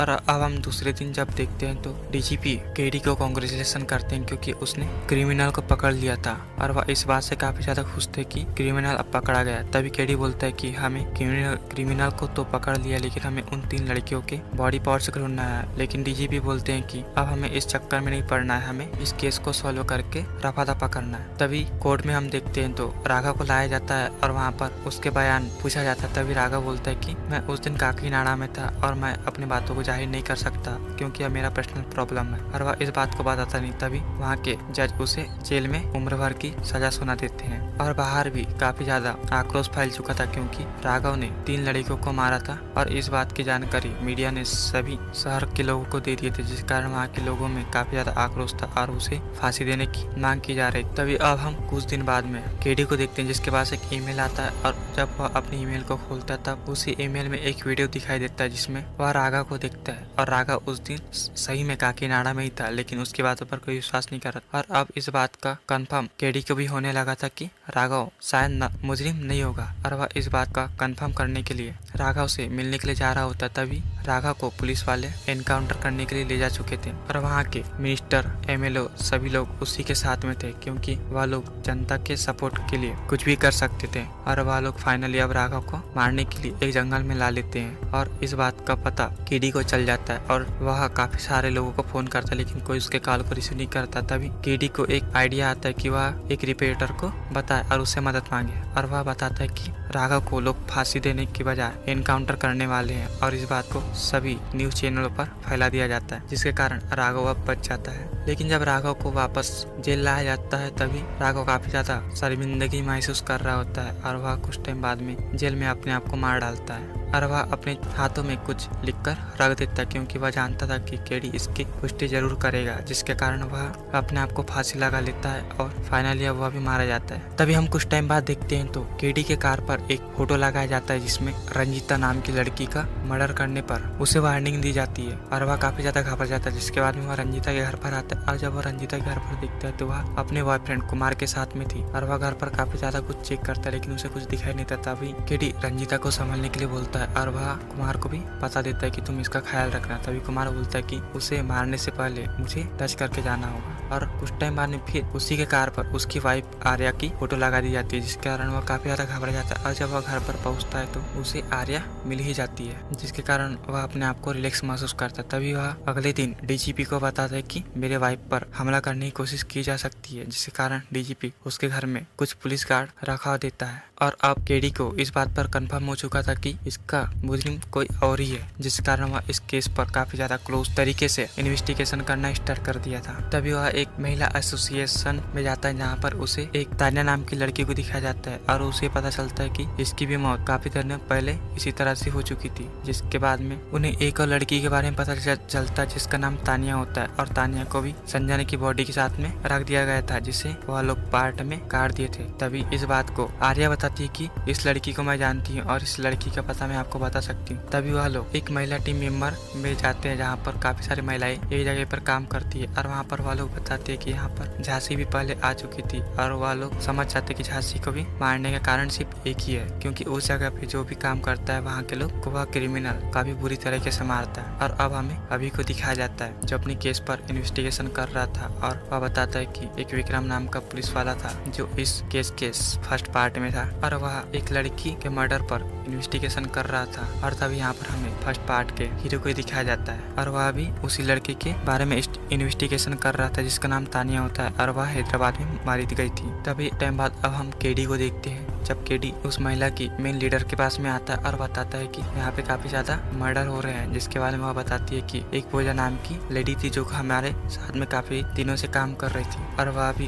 कुछ दिनों तक हमारे पास काम करने नहीं आ रही है। जिसके बाद में अब केडी को काफी सारे बातें समझ में आ चुकी थी और उसे अब कंफर्म हो चुका था कि यह क्रिमिनल कोई और नहीं, यह झांकी ही हो सकती है। और वह लोग अब फाइनली झांकी के घर पर आते हैं और वह लोग वहाँ पर जाने के बाद में देखते हैं तो उन्हें एक ट्री हाउस दिखाई देता है जिसे हमने मूवी के फर्स्ट पार्ट में देखा था। और वहाँ पर आने के बाद में वह लोग वहाँ पे काफी ज्यादा इन्वेस्टिगेशन करते हैं और इन्वेस्टिगेशन में उन्हें पता चलता है कि एक लड़का जो अपने पिता से काफी ज्यादा प्यार करता था और वो अपनी मॉम से काफी ज्यादा नफरत करता था, जिसके कारण वह अपनी मॉम को शायद मार चुका होगा। और जब वहाँ पर काफी सारे इन्वेस्टिगेशन कर रहे थे तभी वहाँ पर उस ट्री हाउस में आग लग जाती है, जिसे एक बंदे ने लगा दिया होता है और वहाँ से भाग गया होता है। और जब वहाँ से केडी निकलता है तब वह अपने केबिन में आता है। जब बैठ रहा होता है तभी डीजीपी उसे कॉल करता है कि मैंने तुम्हारे घर से सारी की सारी पुलिस फोर्स हटा दी है, क्योंकि वह उससे काफी ज्यादा नाराज था और उसे इसी कारण से दुश्मनी थी क्योंकि वह उसकी बातों को मान नहीं रहा था। और इस बात को सुनकर केडी काफी ज्यादा घबरा जाता है क्योंकि आर्या घर पर अकेली थी और उस पर काफी ज्यादा खतरे थे। और जब वह घर पर आता है तब उसे आर्या वहाँ से गायब दिखती है, जिससे देखकर वह काफी ज्यादा घबरा जाता है और उसे घर पर ढूंढने लगता है। और तभी वहाँ पर वर्षा भी आ जाती है और वह लोग अब उन पर काफी ज्यादा रिसर्च करने लगे थे। तभी उन्हें एक फ्री डेंटल कैंप के बारे में दिखाई देता है, जहाँ पर वह लोग देखते हैं कि जहाँ पर भी जब भी यह मर्डर होता है वहाँ पर फ्री डेंटल कैंप लगा लिए गए होते हैं और यह भी मर्डर उसी दिन होता है। तब उसे समझ आ जाता है कि अब उसे कहाँ जाना है और वह उसी पते पर जाता है जहाँ पर आर्या अपने डायरी पर लिखी थी। और आर्या की एक आदत थी कि वह जहाँ भी जाती थी जाने से पहले अपनी डायरी को एक जगह पर रखकर उसमें उस बात को नोट कर देती थी, जिसके कारण केडी उसे पढ़ लेता है और उसी पते पर वहाँ पर चला जाता है। और जब वहाँ पर वह जाता है तो एक रूम में जाने के बाद में वह काफी सारी तस्वीरों को देखता है और वह तस्वीरों के पीछे जब देखता है तो उन्हें सभी जगह पर लाशें दिखाई देती है। और वहीं पर डॉक्टर केबिन होता है जहाँ पर केडी पर हमला कर दिया जाता है और वह हमला करने वाला कोई और नहीं, वह रंजीता का बॉयफ्रेंड कुमार ही होता है जो एक साइको किलर था। और तब हमें यहाँ पर सब बात समझ आ जाती है और तभी कुमार बताता है कि मेरे पिता की कोई गलती नहीं थी, लेकिन मेरी मॉम ने सेक्सुअल एसोसिएशन के कारण मेरे बाप को धोखे में रखा और उसे मरवाने की कोशिश की, जिस कारण मैंने गुस्से में आकर अपनी मॉम को ही जान से मार डाला। और मेरी मॉम के साथ में जितने भी उस महिला टीम एसोसिएशन में थे मैंने वहाँ के सभी लोगों को मारना स्टार्ट कर दिया था। और वह उसे काफी ज्यादा टॉर्चर करने लगता है और वह जब उसे बेहोश कर देता है तो उसे कुमार एक बेड पर बांध देता है और बेड पर बांधने के कारण उसे और भी ज्यादा टॉर्चर करने लगता है। और जब वह काफी ज्यादा गंभीर हालत में होता है तभी वह आर्या को भी अपने साथ में लाता है और उसे भी एक चेयर पर बांध देता है और उसके भी हाथ काट देता है, जिसके कारण आर्या काफी ज्यादा तड़प रही होती है। और वह जब अपनी बातों को बता रहा होता है तभी कुछ टाइम बाद में वह अपने हाथ में लकड़ी काटने वाली मशीन को ला लेता है, जिससे वह सभी लड़कियों के हाथ पैर को काटता है। लेकिन कुछ टाइम बाद में हम देखते हैं तो केडी अपने डॉगी को सीटी मारकर अपने पास बुला लेता है और वह केडी को कुछ भी करके छुड़ा ही लेता है। लेकिन वहीं पर कुछ टाइम बाद में वर्षा भी पहुंच जाती है और वर्षा और कुमार के बीच में काफी ज्यादा फाइटिंग होती है, जिसके कारण कुमार के हाथों में गन आ जाता है और वह गन कुमार केडी के कुत्ते पर मार देता है, जिसके कारण उसका कुत्ता काफी ज्यादा गंभीर हालत में हो जाता है। और केडी को जब गुस्सा आता है तो वह कुमार को काफी बुरी तरीके से मार डालता है, जिसके बाद में वहीं पर काफी सारे लोग पहुंच जाते हैं और उन्हें हॉस्पिटल लेकर जा जाता है। और वहां पर हम देखते हैं तो दोनों अब काफी ज्यादा सुरक्षित हो चुके हैं और उनका कुत्ता भी बच चुका होता है। और यहीं पर डीजीपी नागेश्वर राव को दिखाया जाता है जो केडी से माफी मांग रहा था और उसे बोलता है कि मुझे माफ कर दो, मैंने तुम्हें अच्छे से जाना नहीं और डिपार्टमेंट को बदनामी से बचाने के लिए मैंने तुम्हारे साथ ऐसा किया था। और अब हम केडी और आर्या को देखते हैं जिसमें उन दोनों की शादी हो रही होती है और यह शादी काफी अजीब प्रकार का शादी हो रहा होता है, क्योंकि यहाँ पर शादी से पहले ही प्रेग्नेंट हो जाता है, जिसे देखने के बाद यहाँ पे काफी ज्यादा फनी मोमेंट सीन दिखाए जाते हैं। और यहीं पर अब आगमन होता है अपने नानी भैया जिसका नाम अर्जुन होता है और यह इस मूवी के तीसरे पार्ट में दिखाए जाएंगे और यह इन्हीं के मेन हीरो रहेंगे। दोस्तों, मैंने आपको लास्ट का क्लाइमेक्स सीन काफी अच्छी तरह से एक्सप्लेन नहीं किया, क्योंकि आपको इसके लास्ट के क्लाइमेक्स सीन को देखने के बाद काफी ज्यादा मजा आने वाला है, इसलिए आप इस मूवी को जरूर से देखिएगा। इसकी हिंदी डब दिसंबर के लास्ट में जरूर से आ जाएगी। अगर आपको नानी सुपरस्टार नानी को आपको इसके तीसरे पार्ट में देखना है तो आप हमें कमेंट में जरूर बताएं कि आप भी इन्हें इस रोल में काफी ज्यादा पसंद करोगे या नहीं। और इसमें नानी सर का एक डायलॉग होता है जिसमें वह बोलते हैं कि 100 निर्दोष मारे जाए पर एक भी क्रिमिनल नहीं बचना चाहिए। यह काफी उल्टा डायलॉग है, जिसे सुनने के बाद मेरा भी दिमाग काफी चकरा सा गया था। लेकिन फाइनली मैं आपको बता दूं कि यह मूवी काफी ज्यादा इंटरेस्टिंग है। अगर आप इसे देखोगे तो आपको इस मूवी में एक के बाद एक क्लाइमेक्स सीन दिखाए जाएंगे और यह मूवी काफी ज्यादा सुपर हिट मूवी है। अगर आपको वीडियो अच्छी लगी हो तो लाइक के साथ सब्सक्राइब जरूर कीजिएगा। मिलते हैं नेक्स्ट वीडियो में, जब तक के लिए हेलो दोस्तों, स्वागत है आपका हमारे YouTube चैनल HBT एक्सप्लेनर पर। तो काफ़ी दिनों बाद मैं एक साउथ की मूवी को एक्सप्लेन करने जा रहा हूँ जिसका नाम है हिट द सेकंड केस। इसके फर्स्ट पार्ट को भी काफ़ी ज़्यादा पसंद किया गया था, जिसके कारण मैं इसके सेकंड पार्ट को एक्सप्लेनेशन कर रहा हूँ, जिसमें आपको काफ़ी ज़्यादा सस्पेंस दिखाए जाएंगे और इस मूवी में आपको एक के बाद एक क्लाइमेक्स सीन दिखाए जाएंगे। अगर मैं आपको रिकमेंड करूँ तो इस मूवी को देखने की, तो आप इस मूवी को जरूर से जाकर देखिएगा, क्योंकि यह मूवी काफ़ी ज़्यादा शानदार मूवी है। तो चलो हम इस मूवी के एक्सप्लेनेशन इन्वेस्टिगेशन को स्टार्ट करते हैं। तो मूवी के स्टार्ट में हमें एक राम नाम के बंदे को दिखाया जाता है जो गांव में काफी ज्यादा फेमस होता है और वह मुझे देखने में तो काफी ज्यादा सिंपल लग रहा था और लेकिन पर वह जितना सिंपल दिख रहा था वह उससे भी ज्यादा ही सिंपल रहता है और वह अपने काम से कहीं जा रहा होता है, लेकिन उसकी ट्रेन खराब हो जाने के कारण अपने घर वापस आ जाता है। लेकिन जब वह अपने घर पर पहुंचता है तो वह मार्केट से कुछ सामान को लेकर आता है जिसे वह अपनी वाइफ को बनाने के लिए देता है, जिसका नाम झांसी होता है। लेकिन हम राम के आने पर झांसी को देखते हैं तो उसके फेस का एक्सप्रेशन काफी ज्यादा डर भरा हुआ होता है और तभी वह एक कबोर्ड के पास में जा रहा होता है जिसे वह खोल रहा होता है। तभी वहाँ से एक अनजान आदमी भाग जाता है, जिसके बाद में राम काफी ज्यादा उदास हो जाता है और वह अपनी वाइफ पे हाथ उठा ही रहा होता है, लेकिन वह अपने वाइफ को कभी मारना नहीं चाहता। और तभी वह अपनी वाइफ को अपने घर से निकलने के लिए बोलता है और वह जब इस बात को काफी ज्यादा जोर से चिल्लाकर बोल रहा होता है तभी उसकी वाइफ बोलती है कि तुम प्लीज इस बात को किसी को ना बताना, अगर आप चाहो तो मैं इस घर से निकल जाती हूँ। और तभी वह उस घर से निकल भी जाती है। और तभी हम दूसरे दिन देखते हैं तो उसके घर में पुलिस वाले आते हैं और उसे अपने साथ अरेस्ट कर जेल लेकर जा रहे होते हैं। तभी हम उनके घर के बाहर वह देखते हैं तो वहाँ पे एक महिलाओं की टीम आती है, जहाँ पर वह लोग देखते हैं तो वह महिलाएं काफी ज्यादा क्रोध में होती है और वह उसे काफी ज्यादा भला बुरा बोलती है। तब हमें पता चलता है कि उसकी वाइफ जिसका नाम झांसी होता है वह उन महिला की टीम को बताया था कि इसने मेरे साथ जबरदस्ती रेप करने की कोशिश करता था और मुझे सोने के लिए जबरदस्ती करता था। लेकिन वह लोग इसकी बात पर विश्वास कर लेते हैं और राम को काफी ज्यादा भला बुरा बोलते हैं और थोड़ी देर बाद में उस पर उन सभी महिलाओं की टीम काफी ज्यादा पत्थर बरसाते हैं, जिसके कारण वह लोग राम को वहाँ से जान से मारने की कोशिश करते हैं। तभी वहाँ के पुलिस वाले उसे अपनी कार में बैठाकर अपने साथ लेकर चले जाते हैं, लेकिन वह कुछ टाइम बाद में वापस आ जाता है और जब वह घर पर आराम कर रहा होता है तो उसकी सभी जानकारी न्यूज वालों को मिल चुकी थी, जिसके बाद उसका बहिष्कार किया जा रहा था। और हम देखते हैं तो वह काफी ज्यादा डिप्रेस में रहने लगा था और वह अपने डिप्रेशन को भगाने के लिए एक ट्री हाउस बनाता है जो देखने में काफी ज्यादा सुंदर होता है। और हम देखते हैं कि यह सीन यहीं पर अब कट हो जाता है। इसके बाद में हमें एक पुलिस वाले को दिखाया जाता है जिसका नाम केडी होता है और वह दिखने में काफी ज्यादा स्मार्ट भी होता है। तभी हम देखते हैं कि उसके हाथ में एक केस आता है और जब वह उस केस का इन्वेस्टिगेशन करने आता है तो उसके पीछे मीडिया लग जाती है और वह मीडिया वालों को बोलता है कि तुम्हें इसकी जानकारी कैसे मिल जाती है, हम तो तुम्हें कोई जानकारी नहीं दे देते। तभी मीडिया वाले बोलते हैं कि तुम्हें हमसे आपत्ति क्या है और यहाँ पे काफी ज्यादा फनी मूवमेंट दिखाए जाते हैं। तब हम कुछ टाइम बाद में देखते हैं तो केडी उस लाश के पास आता है और लाश के पास आने के बाद में वह देखता है तो एक जवान आदमी का लाश पड़ा हुआ होता है और जब वह लोग उसके जेब को चेक करते हैं तो उसके पास में एक मोबाइल मिलता है और वह मोबाइल को उसके फिंगरप्रिंट द्वारा खोल लेता है, जिसके कारण उसके भाई का नंबर सामने पर मिल जाता है और वह उसे कॉल करके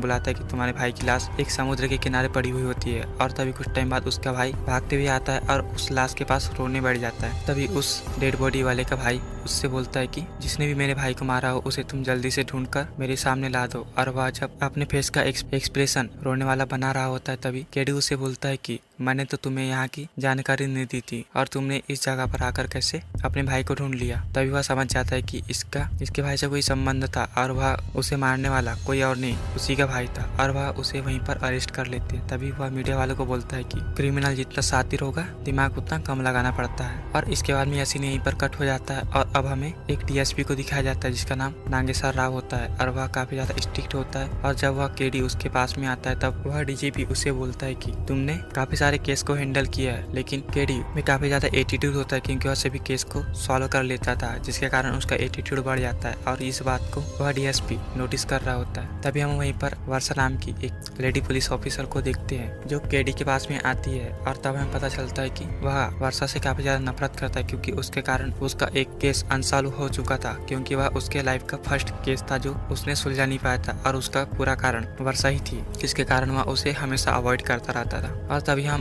उसकी गर्लफ्रेंड आर्या को देखते हैं जो दिखने में काफी क्यूट थी और वह एक महिला एसोसिएशन में काम करती थी। और हम देखते कि उन दोनों के बीच में काफी ज्यादा प्यार होता है और एक दिन केडी आर्या को बोलता है कि अब मैं तुम्हारे साथ में रहना चाहता हूँ। इसका मतलब है कि वह उसके साथ में लिव इन रिलेशनशिप में रहना चाहता था, क्योंकि वह शादी से पहले एक साथ रहना चाहता था, क्योंकि उसके मॉम डैड शादी के बाद में काफी ज्यादा झगड़ा हो रहे थे, जिसके कारण उसे शादियों पर विश्वास नहीं रहता था। और इस बात को आर्या बोलती है कि मैं इसका आंसर तुम्हें कुछ टाइम बाद में बताऊंगी। तभी हम देखते हैं कि केडी अपने मॉम डैड से बात कर रहा होता है और वह भी अपने लैपटॉप पर वीडियो कॉल से। तभी दरवाजे पर कोई घंटी बजा रहा होता है। तभी हम देखते हैं कि वहाँ पर अब आर्या आ चुकी थी और वह उसके साथ रहने के लिए तैयार हो चुकी थी। अब वह उसे अपने पास उठाकर ले आता है और इसको उसके मॉम डैड देख लेते हैं, लेकिन वह क्या करते, केडी के सामने उनकी एक नहीं चलती थी। तभी अब हम एक लड़की को देखते हैं जिसका नाम संजना था और वह दिखने में भी काफी ज्यादा क्यूट थी तभी उसके पास में उसका एक दोस्त होता है जो उसे अपने साथ घर चलने के लिए बोलता है, लेकिन संजना बोलती है कि मैं कुछ टाइम बाद में आ जाऊंगी, तुम लोग अभी चले जाओ। और अब हम आर्या की मॉम को देखते हैं जो आर्या के पास में आती है और आर्या को काफी ज्यादा कुछ बोलती है क्योंकि वह आर्या को खोना नहीं चाहती थी और वह उसे काफी ज्यादा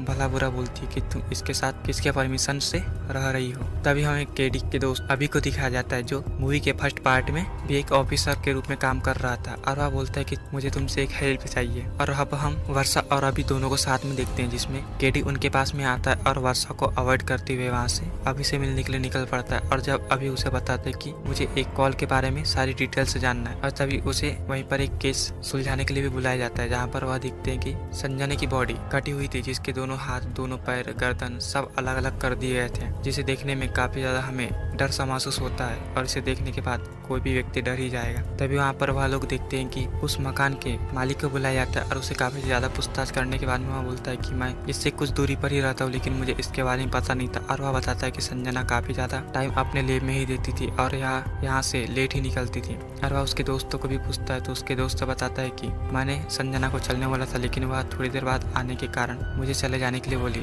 इसके बाद में हम नेक्स्ट डे जब देखते हैं तब केडी को एक और काफी ज्यादा डराने वाला समाचार मिलता है, जिसके बाद में वहाँ की एक डॉक्टर बताती है कि यहाँ पर सिर्फ संजना का सर है, बाकी बॉडी यहाँ पर दोनों लड़कियों की है। तब हमें समझ आ जाता है कि यहाँ पे 3 लड़कियों का कत्ल हो चुका है, जिससे केडी सुनकर शौक में पड़ जाता है। और इस बात को सुनकर हम भी काफी ज्यादा शौक में पड़ जाते हैं कि यह कैसे हो सकता है। और अब इस बात का पूरी जानकारी के लिए केडी इस केस को सोल्व करने के लिए अपनी ये जान लगाने को तैयार पड़ता है। और तभी इस बात को वह डीजीपी नागेश्वर राव को बताता है, जिसके बाद में डीजीपी बोलता है कि तुम इस केस को जल्द से जल्द सॉल्व करो। और वह इस केस को केडी के हाथ में दे देता है। तभी अब केडी को हम देखते हैं जो संजना के साथ में रह रहे उसके फ्रेंड और उस मकान के मालिक को काफी ज्यादा पूछताछ करने लगते हैं। और फाइनली हम कुछ टाइम बाद में संजना की फ्रेंड रंजीता को देखते हैं जिसका एक बॉयफ्रेंड भी होता है जिसका नाम कुमार होता है। और वह उन सभी लोगों पर शक करता है लेकिन उसे कोई भी क्लू नहीं मिल पाता। और वह इस बात को संजना के डैड को बताते हैं, जिसके बाद में संजना का डैड काफी ज्यादा रोने लगते हैं और वह केडी को बोलते हैं कि तुम मेरी बेटी की सारी बॉडी पार्ट्स को मुझे लाकर दे दो जिसके कारण मैं उसका अंतिम संस्कार कर सकूं। और अब वह लोग संजना के फ्रेंड रिलेटिव सब लोगों से पूछताछ करने लग जाते हैं, जिसके बाद में वह लोग अब एक राघा नाम के घर पर आते हैं, जिसके बाद में उसे वही जूते मिलते हैं जिसे संजना के बॉडी के पास में चिन्ह पर देखा गया था। और वह लोग जब राघव के घर में आते हैं तो वहाँ ताला बंद होता है और वह लोग अंदर जाने के बाद राघव के घर से उसी जूते को निकाल लेते हैं जिसका नंबर 9 था। और अब उन्हें कंफर्म हो जाता है कि संजना को मारने वाला कोई और नहीं बल्कि वह राघव है। जिसके बाद में वह लोग राघव के फैक्ट्री में जाते हैं और राघव से मिलते हैं। तभी वहाँ पर राघव को पता चल जाता है कि उसे पुलिस पकड़ने के लिए आ रही होती है। तभी राघव वहाँ से भाग रहा होता है लेकिन केडी उसे अपने साथ पकड़ ही लेता है और उसे काफी ज्यादा पूछताछ करता है। तभी वह बताता है कि मैं संजना के मरने वाले दिन काकीनाडा में था लेकिन उसकी बात पर कोई विश्वास नहीं करता। और वह कुछ बातें केडी को बताना नहीं चाहता था क्योंकि वह काकीनाडा अपने पर्सनल काम से गया था जिसे वह किसी को भी बता नहीं सकता था। और अब हमें अगले दिन बताया जाता है कि आर्या अब प्रेग्नेंट हो चुकी है और वह इस खुशखबरी को केडी को सुनाती है, जिसके बाद में केडी काफी ज्यादा खुश होता है और वह इस बात को अपने मॉम को बताने के लिए बोलती है। तभी वह रात को डिनर करते वक्त आर्या की मॉम से बात करता है कि आपकी बेटी प्रेग्नेंट हो चुकी है, लेकिन उसकी मॉम बोलती है कि यह सब कैसे हुआ। तब केडी बताता है कि आपके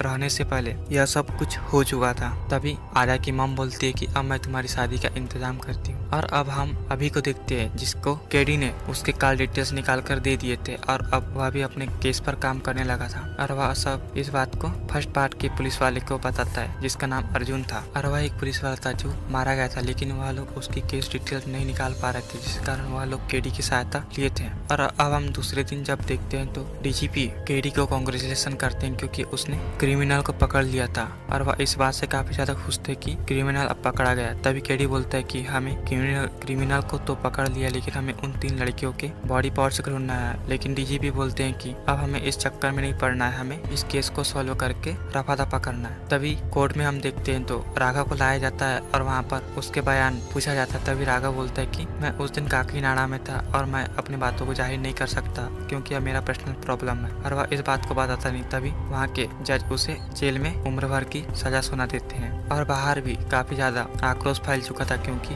राघव ने 3 लड़कियों को मारा था और इस बात की जानकारी मीडिया ने सभी शहर के लोगों को दे दिए थे, जिस कारण वहाँ के लोगों में काफी ज्यादा आक्रोश था और उसे फांसी देने की मांग की जा रही। तभी अब हम कुछ दिन बाद में केडी को देखते हैं जिसके पास एक ईमेल आता है और जब वह अपनी ईमेल को खोलता है तब उसी ईमेल में एक वीडियो दिखाई देता है जिसमें वह रागा को देखता है और रागा उस दिन सही में काकीनाडा में ही था, लेकिन उसकी बातों पर कोई विश्वास नहीं कर रहा। और अब इस बात का कंफर्म केडी को भी होने लगा था कि राघव शायद मुजरिम नहीं होगा, और वह इस बात का कंफर्म करने के लिए राघव से मिलने के लिए जा रहा होता। तभी राघव को पुलिस वाले एनकाउंटर करने के लिए ले जा चुके थे और वहाँ के मिनिस्टर, एमएलए सभी लोग उसी के साथ में थे, क्योंकि वह लोग जनता के सपोर्ट के लिए कुछ भी कर सकते थे। और वह लोग फाइनली अब राघव को मारने के लिए एक जंगल में ला लेते हैं और इस बात का पता केडी को चल जाता है और वह काफी सारे लोगों को फोन करता है, लेकिन कोई उसके कॉल को रिसीव नहीं करता। तभी केडी को एक आइडिया आता है कि वह एक रिपोर्टर को बताए और उससे मदद मांगे, और वह बताता है कि राघव को लोग फांसी देने की बजाय एनकाउंटर करने वाले हैं, और इस बात को सभी न्यूज चैनलों पर फैला दिया जाता है, जिसके कारण राघव अब बच जाता है। लेकिन जब राघव को वापस जेल लाया जाता है तभी राघव काफी ज्यादा शर्मिंदगी महसूस कर रहा होता है और वह कुछ टाइम बाद में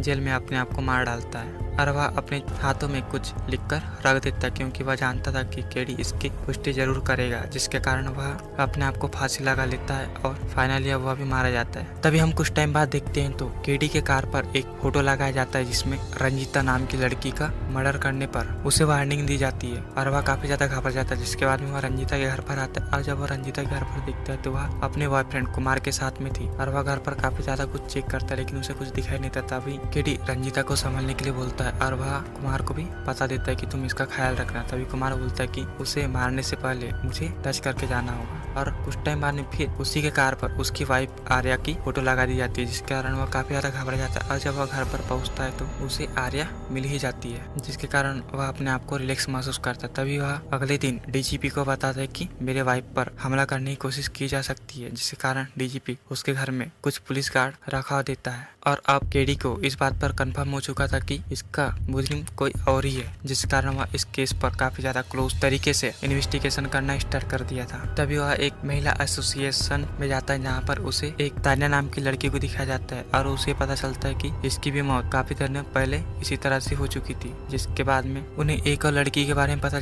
चलता है जिसका नाम तानिया होता है, और तानिया को भी संजना की बॉडी के साथ में रख दिया गया था, जिसे वह लोग पार्ट में काट दिए थे। तभी इस बात को आर्या बताती है कि इस लड़की को मैं जानती हूँ और इस लड़की का पता मैं आपको बता सकती हूँ। तभी वह लोग एक महिला टीम मेंबर में जाते हैं जहाँ पर काफी सारी महिलाएं एक जगह पर काम करती है, और वहाँ पर वह लोग बताते हैं कि यहाँ पर झांसी भी पहले आ चुकी थी, और वह लोग समझ जाते कि झांसी को भी मारने का कारण सिर्फ एक ही है, क्योंकि उस जगह पे जो भी काम करता है वहाँ के लोग को वह क्रिमिनल काफी बुरी तरीके से मारता है। और अब हमें अभी को दिखाया जाता है जो अपनी केस पर इन्वेस्टिगेशन कर रहा था, और वह बताता है कि एक विक्रम नाम का पुलिस वाला था जो इस केस के फर्स्ट पार्ट में था, और वह एक लड़की के मर्डर पर इन्वेस्टिगेशन कर रहा था। और तभी यहाँ पर हमें फर्स्ट पार्ट के हीरो को दिखाया जाता है, और वह भी उसी लड़की के बारे में इन्वेस्टिगेशन कर रहा था जिसका नाम तानिया होता है, और वह हैदराबाद में मारी गई थी। तभी टाइम बाद अब हम केडी को देखते हैं जब केडी उस महिला की मेन लीडर के पास में आता है और बताता है कि यहाँ पे काफी ज्यादा मर्डर हो रहे हैं, जिसके बारे में वह बताती है कि एक पूजा नाम की लेडी थी जो हमारे साथ में काफी दिनों से काम कर रही थी, और वह भी कुछ दिनों तक हमारे पास काम करने नहीं आ रही है। जिसके बाद में अब केडी को काफी सारे बातें समझ में आ चुकी थी और उसे अब कंफर्म हो चुका था कि यह क्रिमिनल कोई और नहीं, यह झांकी ही हो सकती है। और वह लोग अब फाइनली झांकी के घर पर आते हैं, और वह लोग वहाँ पर जाने के बाद में देखते हैं तो उन्हें एक ट्री हाउस दिखाई देता है जिसे हमने मूवी के फर्स्ट पार्ट में देखा था। और वहाँ पर आने के बाद में वह लोग वहाँ पे काफी ज्यादा इन्वेस्टिगेशन करते हैं, और इन्वेस्टिगेशन में उन्हें पता चलता है कि एक लड़का जो अपने पिता से काफी ज्यादा प्यार करता था और वह अपनी मॉम से काफी ज्यादा नफरत करता था, जिसके कारण वह अपनी मॉम को शायद मार चुका होगा। और जब वहाँ पर काफी सारे इन्वेस्टिगेशन कर रहे थे तभी वहाँ पर उस ट्री हाउस में आग लग जाती है, जिसे एक बंदे ने लगा दिया होता है और वहाँ से भाग गया होता है। और जब वहाँ से केडी निकलता है तब वह अपने केबिन में आता है। जब बैठ रहा होता है तभी डीजीपी उसे कॉल करता है कि मैंने तुम्हारे घर से सारी की सारी पुलिस फोर्स हटा दी है, क्योंकि वह उससे काफी ज्यादा नाराज था और उसे इसी कारण से दुश्मनी थी, क्योंकि वह उसकी बातों को मान नहीं रहा था। और इस बात को सुनकर केडी काफी ज्यादा घबरा जाता है, क्योंकि आर्या घर पर अकेली थी और उस पर काफी ज्यादा खतरे थे। और जब वह घर पर आता है तब उसे आर्या वहाँ से गायब दिखती है, जिससे देखकर वह काफी ज्यादा घबरा जाता है और उसे घर पर ढूंढने लगता है। और तभी वहाँ पर वर्षा भी आ जाती है और वह लोग अब उन पर काफी ज्यादा रिसर्च करने लगे थे। तभी उन्हें एक फ्री डेंटल कैंप के बारे में दिखाई देता है, जहाँ पर वह लोग देखते हैं कि जहाँ पर पर भी जब भी यह मर्डर होता है वहाँ पर फ्री डेंटल कैंप लगा दिए गए होते हैं और यह भी मर्डर उसी दिन होता है। तब उसे समझ आ जाता है कि अब उसे कहाँ जाना है और वह उसी पते पर जाता है जहाँ पर आर्या अपने डायरी पर लिखी थी। और आर्या की एक आदत थी कि वह जहाँ भी जाती थी जाने से पहले अपनी डायरी को एक जगह पर रखकर उसमें उस बात को नोट कर देती थी, जिसके कारण केडी उसे पढ़ लेता है और उसी पते पर वहाँ पर चला जाता है। और जब वहाँ पर वह जाता है तो एक रूम में जाने के बाद में वह काफी सारी तस्वीरों को देखता है और वह तस्वीरों के पीछे जब देखता है तो उन्हें सभी जगह पर लाशें दिखाई देती है। और वहीं पर डॉक्टर केबिन होता है जहाँ पर केडी पर हमला कर दिया जाता है और वह हमला करने वाला कोई और नहीं, वह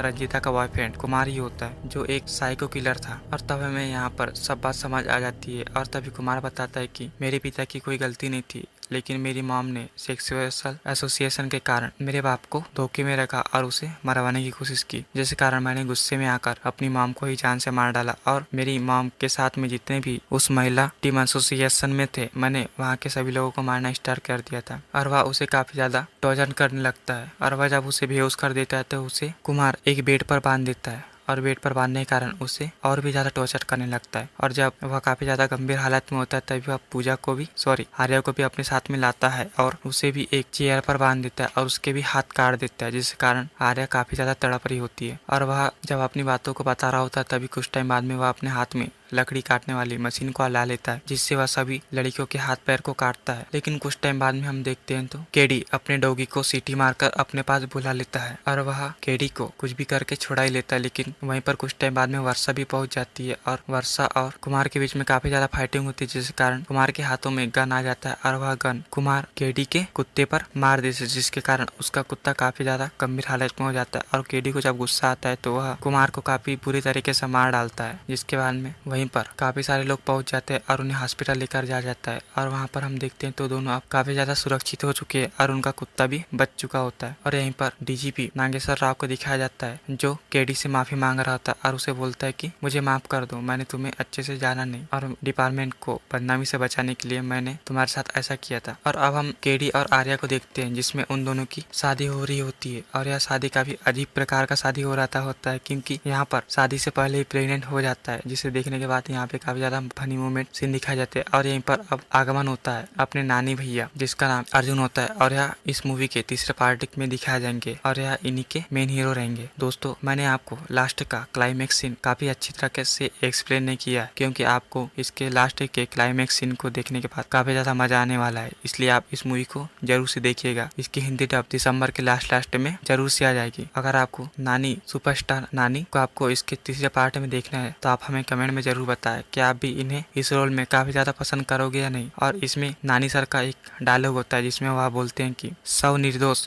मारे जाए पर एक भी क्रिमिनल नहीं बचना चाहिए। यह काफी उल्टा डायलॉग है जिसे सुनने के बाद मेरा भी दिमाग काफी चकरा सा गया था। लेकिन फाइनली मैं आपको बता दूं कि यह मूवी काफी ज्यादा इंटरेस्टिंग है। अगर आप इसे देखोगे तो आपको इस मूवी में एक के बाद एक क्लाइमेक्स सीन दिखाए जाएंगे और यह मूवी काफी ज्यादा सुपर हिट मूवी है। अगर आपको वीडियो अच्छी लगी हो तो लाइक के साथ सब्सक्राइब जरूर कीजिएगा। मिलते हैं नेक्स्ट वीडियो में, जब तक के लिए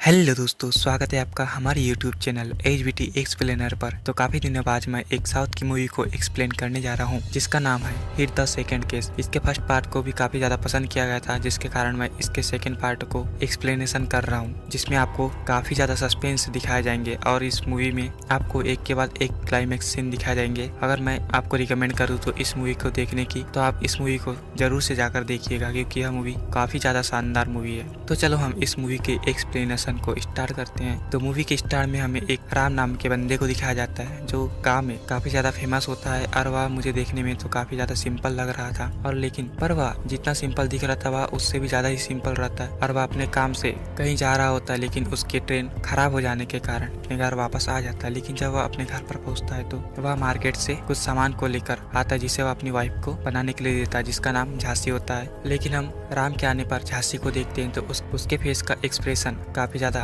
डर भरा हुआ होता है और तभी वह एक कबोर्ड के पास में जा रहा होता है जिसे वह खोल रहा होता है। तभी वहाँ से एक अनजान आदमी भाग जाता है, जिसके बाद में राम काफी ज्यादा उदास हो जाता है और वह अपनी वाइफ पे हाथ उठा ही रहा होता है, लेकिन वह अपने वाइफ को कभी मारना नहीं चाहता। और तभी वह अपनी वाइफ को अपने घर से निकलने के लिए बोलता है और वह जब इस बात को काफी ज्यादा जोर से चिल्लाकर बोल रहा होता है तभी उसकी वाइफ बोलती है कि तुम प्लीज इस बात को किसी को ना बताना, अगर आप चाहो तो मैं इस घर से निकल जाती हूँ। और तभी वह उस घर से निकल भी जाती है। और तभी हम दूसरे दिन देखते हैं तो तो उसके घर में पुलिस वाले आते हैं और उसे अपने साथ अरेस्ट कर जेल लेकर जा रहे होते हैं। तभी हम उनके घर के बाहर देखते हैं तो वहाँ पे एक महिलाओं की टीम आती है, जहाँ पर वह लोग देखते हैं तो वह महिला काफी ज्यादा क्रोध में होती है और वह उसे काफी ज्यादा भला बुरा बोलती है। तब हमें पता चलता है कि उसकी वाइफ, जिसका नाम झांसी होता है, वह उन महिला की टीम को बताया था कि इसने मेरे साथ जबरदस्ती रेप करने की कोशिश करता था और मुझे सोने के लिए जबरदस्ती करता था। लेकिन वह लोग इसकी बात पर विश्वास कर लेते हैं और राम को काफी ज्यादा भला बुरा बोलते हैं और थोड़ी देर बाद में उस पर उन सभी महिलाओं की टीम काफी ज्यादा पत्थर बरसाते हैं, जिसके कारण वह लोग राम को वहाँ से जान से मारने की कोशिश करते हैं। तभी वहाँ के पुलिस वाले उसे अपनी कार में बैठाकर अपने साथ लेकर चले जाते हैं, लेकिन वह कुछ टाइम बाद में वापस आ जाता है और जब वह घर पर आराम कर रहा होता है तो उसकी सभी जानकारी न्यूज वालों को मिल चुकी थी, जिसके बाद उसका बहिष्कार किया जा रहा था। और हम देखते हैं तो वह काफी ज्यादा डिप्रेशन में रहने लगा था और वह अपने डिप्रेशन को भगाने के लिए एक ट्री हाउस बनाता है, जो देखने में काफी ज्यादा सुंदर होता है। और हम देखते हैं कि यह सीन यहीं पर अब कट हो जाता है। इसके बाद में हमें एक पुलिस वाले को दिखाया जाता है जिसका नाम केडी होता है और वह दिखने में काफी ज्यादा स्मार्ट भी होता है। तभी हम देखते हैं कि उसके हाथ में एक केस आता है और जब वह उस केस का इन्वेस्टिगेशन करने आता है तो उसके पीछे मीडिया लग जाती है और वह मीडिया वालों को बोलता है कि तुम्हें इसकी जानकारी कैसे मिल जाती है, हम तो तुम्हें कोई जानकारी नहीं दे देते। तभी मीडिया वाले बोलते हैं कि तुम्हें हमसे आपत्ति क्या है और यहाँ पे काफी ज्यादा फनी मूवमेंट दिखाए जाते हैं। तब हम कुछ टाइम बाद में देखते हैं तो केडी उस लाश के पास आता है और लाश के पास आने के बाद में वह देखता है तो एक जवान आदमी का लाश पड़ा हुआ होता है और जब वह लोग उसके जेब को चेक करते हैं तो उसके पास में एक मोबाइल मिलता है और वह मोबाइल को उसके फिंगरप्रिंट द्वारा खोल लेता है, जिसके कारण उसके भाई का नंबर सामने पर मिल जाता है और वह उसे कॉल करके बुलाता है कि तुम्हारे भाई की लाश एक समुद्र के किनारे पड़ी हुई होती है। और तभी कुछ टाइम बाद उसका भाई भागते हुए आता है और उस लाश के पास रोने बैठ जाता है। तभी उस डेड बॉडी वाले का भाई उससे बोलता है कि जिसने भी मेरे भाई को मारा हो उसे तुम जल्दी से ढूंढकर मेरे सामने ला दो। और वह जब अपने फेस का एक्सप्रेशन रोने वाला बना रहा होता है तभी केडी उसे बोलता है कि मैंने तो तुम्हें यहाँ की जानकारी नहीं दी थी और तुमने इस जगह पर आकर कैसे अपने भाई को ढूंढ लिया। तभी वह समझ जाता है कि इसके भाई से कोई संबंध था और वह उसे मारने वाला कोई और नहीं उसी का भाई था और वह उसे वहीं पर अरेस्ट कर लेते हैं। तभी वह मीडिया वालों को बोलता है कि क्रिमिनल जितना शातिर होगा दिमाग उतना कम लगाना पड़ता है। और इसके बाद में ऐसी यहीं पर कट हो जाता है और अब हमें एक डीएसपी को दिखाया जाता है जिसका नाम नागेश्वर राव होता है और वह काफी ज्यादा स्ट्रिक्ट होता है। और जब वह केडी उसके पास में आता है तब वह डीजीपी उसे बोलता है कि तुमने काफी सारे केस को हैंडल किया है, लेकिन केडी में काफी ज्यादा एटीट्यूड होता है क्योंकि वह सभी केस को सॉल्व कर लेता था, जिसके कारण उसका एटीट्यूड बढ़ जाता है और इस बात को वह डीएसपी नोटिस कर रहा होता है। तभी हम वहीं पर वर्षा नाम की एक लेडी पुलिस ऑफिसर को देखते हैं जो केडी के पास में आती है और तब हमें पता चलता है कि वह वर्षा से काफी ज्यादा नफरत करता है क्योंकि उसके कारण उसका एक केस अनसॉल्व हो चुका था, क्योंकि वह उसके लाइफ का फर्स्ट केस था जो उसने सुलझा नहीं पाया था और उसका पूरा कारण वर्षा ही थी, जिसके कारण वह उसे हमेशा अवॉइड करता रहता था। और तभी हम उसकी गर्लफ्रेंड आर्या को देखते हैं जो दिखने में काफी क्यूट थी और वह एक महिला एसोसिएशन में काम करती थी। और हम देखते कि उन दोनों के बीच में काफी ज्यादा प्यार होता है और एक दिन केडी आर्या को बोलता है कि अब मैं तुम्हारे साथ में रहना चाहता हूँ। इसका मतलब है कि वह उसके साथ में लिव इन रिलेशनशिप में रहना चाहता था, क्योंकि वह शादी से पहले एक साथ रहना चाहता था क्योंकि उसके मॉम डैड शादी के बाद में काफी ज्यादा झगड़ा हो रहे थे, जिसके कारण उसे शादियों पर विश्वास नहीं रहता था। और इस बात को आर्या बोलती है कि मैं इसका आंसर तुम्हें कुछ टाइम बाद में बताऊंगी। तभी हम देखते हैं कि केडी अपने मॉम डैड से बात कर रहा होता है और वह भी अपने लैपटॉप पर वीडियो कॉल से। तभी दरवाजे पर कोई घंटी बजा रहा होता है। तभी हम देखते हैं कि वहाँ पर अब आर्या आ चुकी थी और वह उसके साथ रहने के लिए तैयार हो चुकी थी। अब वह उसे अपने पास उठाकर ले आता है और इसको उसके मॉम डैड देख लेते हैं, लेकिन वह क्या करते, केडी के सामने उनकी एक नहीं चलती थी। तभी अब हम एक लड़की को देखते हैं जिसका नाम संजना था और वह दिखने में भी काफी ज्यादा क्यूट थी। तभी उसके पास में उसका एक दोस्त होता है जो उसे अपने साथ घर चलने के लिए बोलता है, लेकिन संजना बोलती है कि मैं कुछ टाइम बाद में आ जाऊंगी, तुम लोग अभी चले जाओ। और अब हम आर्या की मॉम को देखते हैं जो आर्या के पास में आती है और आर्या को काफी ज्यादा कुछ बोलती है क्योंकि वह आर्या को खोना नहीं चाहती थी और वह उसे काफी ज्यादा भला बुरा बोलती है कि तुम इसके साथ किसके परमिशन से रह रही हो। तभी हमें केडी के दोस्त अभी को दिखाया जाता है जो मूवी के फर्स्ट पार्ट में भी एक ऑफिसर के रूप में काम कर रहा था और वह बोलता है कि मुझे तुमसे एक हेल्प चाहिए। और अब हम वर्षा और अभी दोनों को साथ में देखते हैं जिसमें केडी उनके पास में आता है और वर्षा को अवॉइड करते हुए वहाँ से अभी से मिलने के लिए निकल पड़ता है। और जब अभी उसे बताते हैं कि मुझे एक कॉल के बारे में सारी डिटेल्स जानना है, और तभी उसे वहीं पर एक केस सुलझाने के लिए भी बुलाया जाता है जहाँ पर वह दिखते हैं कि संजना की बॉडी कटी हुई थी, जिसके दोनों हाथ, दोनों पैर, गर्दन सब अलग अलग कर दिए गए थे, जिसे देखने में काफी ज्यादा हमें डर सा महसूस होता है और इसे देखने देखने के बाद कोई भी व्यक्ति डर ही जाएगा। तभी वहाँ पर वह लोग देखते हैं कि उस मकान के मालिक को बुलाया जाता है और उसे काफी ज्यादा पूछताछ करने के बाद में वह बोलता है कि मैं इससे कुछ दूरी पर ही रहता हूँ, लेकिन मुझे इसके बारे में पता नहीं था। और वह बताता है कि संजना काफी ज्यादा टाइम अपने लैब में ही देती थी और यहाँ से लेट ही निकलती थी। और वह उसके दोस्तों को भी पूछता है तो उसके दोस्त बताता है कि मैंने संजना को चलने वाला था, लेकिन वह थोड़ी देर बाद आने के कारण मुझे चले जाने के लिए बोली। इसके बाद में हम नेक्स्ट डे जब देखते हैं तब केडी को एक और काफी ज्यादा डराने वाला समाचार मिलता है, जिसके बाद में वहाँ की एक डॉक्टर बताती है कि यहाँ पर सिर्फ संजना का सर है, बाकी बॉडी यहाँ पर दोनों लड़कियों की है। तब हमें समझ आ जाता है कि यहाँ पे 3 लड़कियों का कत्ल हो चुका है, जिससे केडी सुनकर शौक में पड़ जाता है। और इस बात को सुनकर हम भी काफी ज्यादा शौक में पड़ जाते हैं कि यह कैसे हो सकता है। और अब इस बात का पूरी जानकारी के लिए केडी इस केस को सोल्व करने के लिए अपनी ये जान लगाने को तैयार पड़ता है। और तभी इस बात को वह डीजीपी नागेश्वर राव को बताता है, जिसके बाद में डीजीपी बोलता है कि तुम इस केस को जल्द से जल्द सॉल्व करो। और वह इस केस को केडी के हाथ में दे देता है। तभी अब केडी को हम देखते हैं जो संजना के साथ में रह रहा है, उसके फ्रेंड और उस मकान के मालिक को काफी ज्यादा पूछताछ करने लगते हैं। और फाइनली हम कुछ टाइम बाद में संजना की फ्रेंड रंजीता को देखते हैं, जिसका एक बॉयफ्रेंड भी होता है जिसका नाम कुमार होता है। और वह उन सभी लोगों पर शक करता है, लेकिन उसे कोई भी क्लू नहीं मिल पाता। और वह इस बात को संजना के डैड को बताते हैं, जिसके बाद में संजना का डैड काफी ज्यादा रोने लगते हैं। और वह केडी को बोलते हैं कि तुम मेरी बेटी की सारी बॉडी पार्ट्स को मुझे लाकर दे दो, जिसके कारण मैं उसका अंतिम संस्कार कर सकूं। और अब वह लोग संजना के फ्रेंड रिलेटिव सब लोगों से पूछताछ करने लग जाते हैं, जिसके बाद में वह लोग अब एक राघव नाम के घर पर आते हैं, जिसके बाद में उसे वही जूते मिलते हैं जिसे संजना के बॉडी के पास में चिन्ह पर देखा गया था। और वह लोग जब राघव के घर में आते हैं तो वहाँ ताला बंद होता है। और वह लोग अंदर जाने के बाद राघव के घर से उसी जूते को निकाल लेते हैं जिसका नंबर 9 था। और अब उन्हें कंफर्म हो जाता है कि संजना को मारने वाला कोई और नहीं बल्कि वह राघव है। जिसके बाद में वह लोग राघव के फैक्ट्री में जाते हैं और राघव से मिलते हैं। तभी वहाँ पर राघव को पता चल जाता है कि उसे पुलिस पकड़ने के लिए आ रही होती है। तभी राघव वहाँ से भाग रहा होता है, लेकिन केडी उसे अपने साथ पकड़ ही लेता है और उसे काफी ज्यादा पूछताछ करता है। तभी वह बताता है कि मैं संजना के मरने वाले दिन काकीनाडा में था, लेकिन उसकी बात पर कोई विश्वास नहीं करता। और वह कुछ बातें केडी को बताना नहीं चाहता था, क्योंकि वह काकीनाडा अपने पर्सनल काम से गया था, जिसे वह किसी को भी बता नहीं सकता था। और अब हमें अगले दिन बताया जाता है कि आर्या अब प्रेग्नेंट हो चुकी है। और वह इस खुशखबरी को केडी को सुनाती है, जिसके बाद में केडी काफी ज्यादा खुश होता है और वह इस बात को अपने मॉम को बताने के लिए बोलती है। तभी वह रात को डिनर करते वक्त आर्या की मॉम से बात करता है कि आपकी बेटी प्रेग्नेंट हो चुकी है, लेकिन उसकी मॉम बोलती है कि यह सब कैसे हुआ। तब केडी बताता है कि आपके रहने से पहले यह सब कुछ हो चुका था। तभी आर्या की मॉम बोलती है कि अब मैं तुम्हारी शादी का इंतजाम करती हूँ। और अब हम अभी को देखते हैं, जिसको केडी ने उसके कॉल डिटेल्स निकाल कर दे दिए थे और अब वह भी अपने केस पर काम करने लगा था। और वह सब इस बात को फर्स्ट पार्ट के पुलिस वाले को बताता है, जिसका नाम अर्जुन था। और वह एक पुलिस वाला था जो मारा गया था, लेकिन वह लोग उसकी केस डिटेल्स नहीं निकाल पा रहे थे, जिस कारण वह लोग केडी की सहायता लिए थे। और अब हम दूसरे दिन जब देखते हैं तो डीजीपी केडी को कांग्रेचुलेशन करते हैं, क्योंकि उसने क्रिमिनल को पकड़ लिया था। और वह इस बात से काफी ज्यादा खुश थे कि क्रिमिनल अब पकड़ा गया। तभी केडी बोलता है कि हमें क्रिमिनल को तो पकड़ लिया, लेकिन हमें उन 3 लड़कियों के बॉडी पार्ट्स ढूंढना है। लेकिन डीजीपी बोलते हैं कि अब हमें इस चक्कर में नहीं पड़ना है, हमें इस केस को सॉल्व करके रफा दफा करना है। तभी कोर्ट में हम देखते हैं तो राघव को लाया जाता है और वहाँ पर उसके बयान पूछा जाता है। तभी राघव बोलता है कि मैं उस दिन काकीनाडा में था और मैं अपनी बातों को जाहिर नहीं कर सकता, क्योंकि अब मेरा पर्सनल प्रॉब्लम है। और वह इस बात को बताता नहीं। तभी वहाँ के जज उसे जेल में उम्र भर की सजा सुना देते हैं। और बाहर भी काफी ज्यादा आक्रोश फैल चुका था, क्योंकि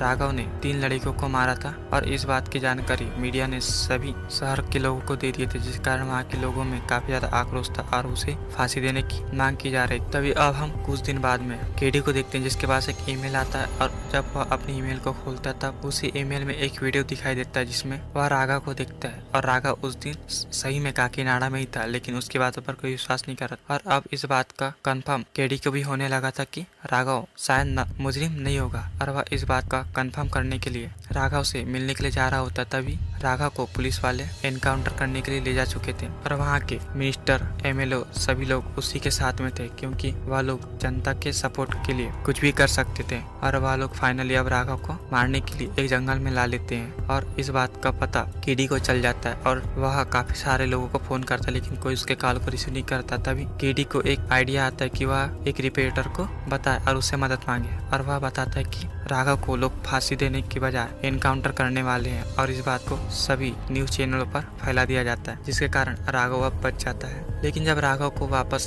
जेल लाया जाता है तभी राघव काफी ज्यादा शर्मिंदगी महसूस कर रहा होता है और वह कुछ टाइम बाद में जेल में अपने आप को मार डालता है और वह अपने हाथों में कुछ लिखकर रख देता है, क्योंकि वह जानता था कि केडी इसकी पुष्टि जरूर करेगा, जिसके कारण वह अपने आप को फांसी लगा लेता है और फाइनली वह भी मारा जाता है। तभी हम कुछ टाइम बाद देखते हैं तो केडी के कार पर एक फोटो लगाया जाता है जिसमें रंजीता नाम की लड़की का मर्डर करने पर उसे वार्निंग दी जाती है और वह काफी ज्यादा घबरा जाता है, जिसके बाद में वह रंजीता के घर पर आता है और जब वह रंजीता के घर पर दिखता है तो वह अपने बॉयफ्रेंड कुमार के साथ में थी और वह घर पर काफी ज्यादा कुछ चेक करता है, लेकिन उसे कुछ दिखाई नहीं देता। तभी केडी रंजीता को संभालने के लिए बोलता है और वह कुमार को भी बता देता है कि तुम इसका ख्याल रखना। तभी कुमार बोलता है कि उसे मारने से पहले मुझे टच करके जाना होगा और कुछ टाइम बाद में फिर उसी के कार पर उसकी वाइफ आर्या की फोटो लगा दी जाती है, जिसके कारण वह काफी ज्यादा घबरा जाता है और जब वह घर पर पहुंचता है तो उसे आर्या मिल ही जाती है, जिसके कारण वह अपने आप को रिलैक्स महसूस करता है। तभी वह अगले दिन डीजीपी को बताता है कि मेरे वाइफ पर हमला करने की कोशिश की जा सकती है, जिसके कारण डीजीपी उसके घर में कुछ पुलिस गार्ड रखा देता है और अब केडी को इस बात पर कंफर्म हो चुका था कि इसका मुजरिम कोई और ही है, जिस कारण वह इस केस पर काफी ज्यादा क्लोज तरीके से इन्वेस्टिगेशन करना स्टार्ट कर दिया था। तभी वह एक महिला एसोसिएशन में जाता है जहाँ पर उसे एक तान्या नाम की लड़की को दिखाया जाता है और उसे पता चलता है कि इसकी भी मौत काफी देर पहले इसी तरह से हो चुकी थी, जिसके बाद में उन्हें एक और लड़की के बारे में पता चलता है जिसका नाम तानिया होता है और तानिया को भी संजना की बॉडी के साथ में रख दिया गया था, जिसे वह लोग पार्ट में काट दिए थे। तभी इस बात को आर्या बताती है कि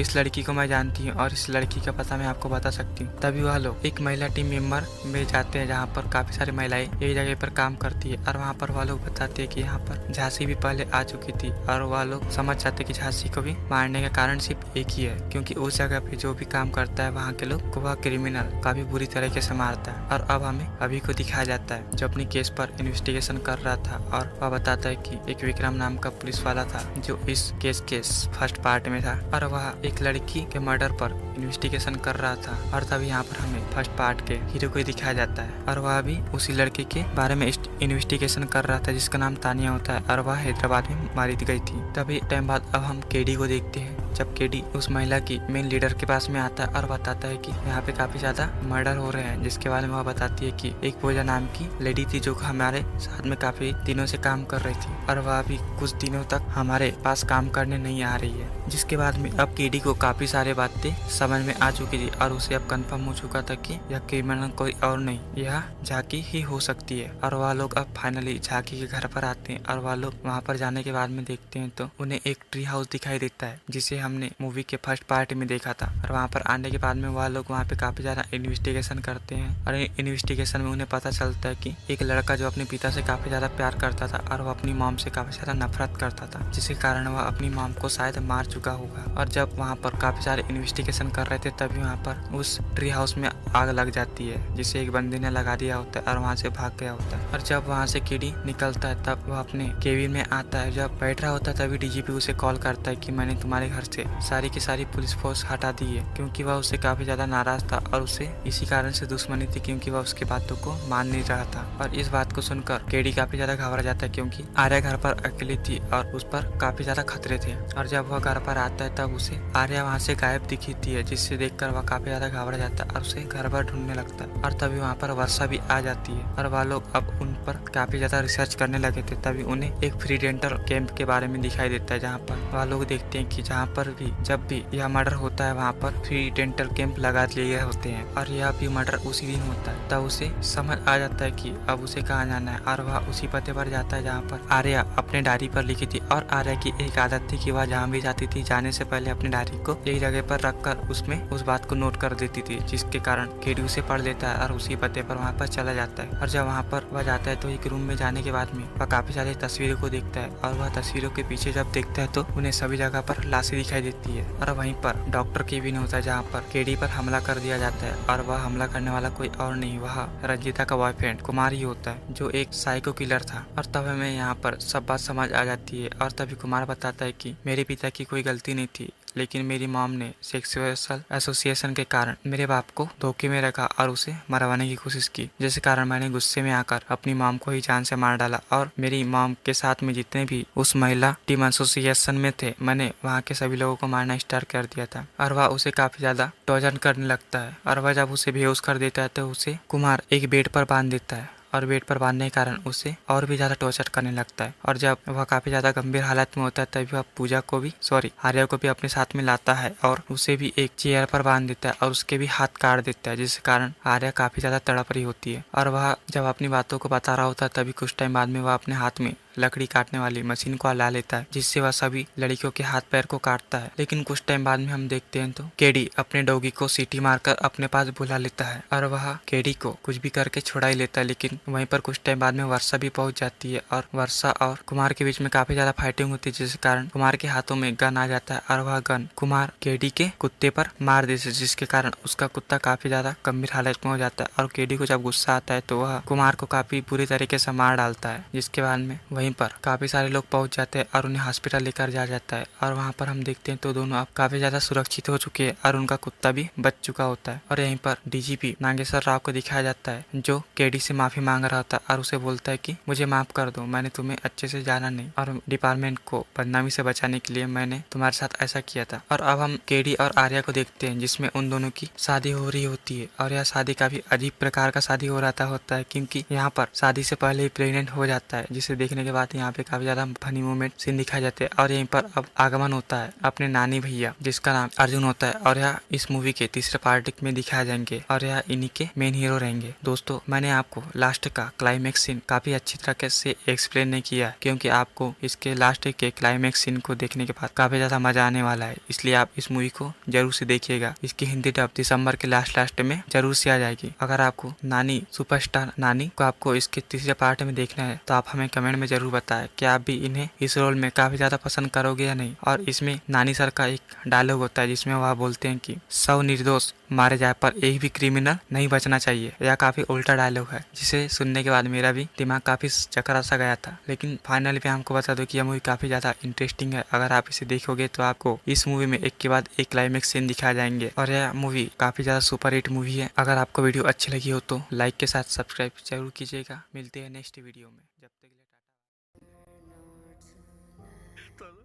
हेलो दोस्तों, स्वागत है आपका हमारे YouTube चैनल HBT एक्सप्लेनर पर। तो काफी दिनों बाद मैं एक साउथ की मूवी को एक्सप्लेन करने जा रहा हूँ, जिसका नाम है हिट द सेकंड केस। इसके फर्स्ट पार्ट को भी काफी ज्यादा पसंद किया गया था, जिसके कारण मैं इसके सेकंड पार्ट को एक्सप्लेनेशन कर रहा हूँ, जिसमें आपको काफी ज्यादा सस्पेंस दिखाए जाएंगे और इस मूवी में आपको एक के बाद एक क्लाइमेक्स सीन दिखाए जाएंगे। अगर मैं आपको रिकमेंड करूँ तो इस मूवी को देखने की, तो आप इस मूवी को जरूर से जाकर देखिएगा, क्योंकि यह मूवी काफी ज्यादा शानदार मूवी है। तो चलो हम इस मूवी के एक्सप्लेनेशन को स्टार्ट करते हैं। तो मूवी के स्टार्ट में हमें एक राम नाम के बंदे को दिखाया जाता है, जो गांव में काफी ज्यादा फेमस होता है। और वह मुझे देखने में तो काफी ज्यादा सिंपल लग रहा था, और लेकिन पर वह जितना सिंपल दिख रहा था वह उससे भी ज्यादा ही सिंपल रहता है। और वह अपने काम से कहीं जा रहा होता है, लेकिन उसकी ट्रेन खराब हो जाने के कारण अपने घर वापस आ जाता है। लेकिन जब वह अपने घर पर पहुंचता है तो वह मार्केट से कुछ सामान को लेकर आता है, जिसे वह अपनी वाइफ को बनाने के लिए देता है, जिसका नाम झांसी होता है। लेकिन हम राम के आने पर झांसी को देखते हैं तो उसके फेस का एक्सप्रेशन काफी ज्यादा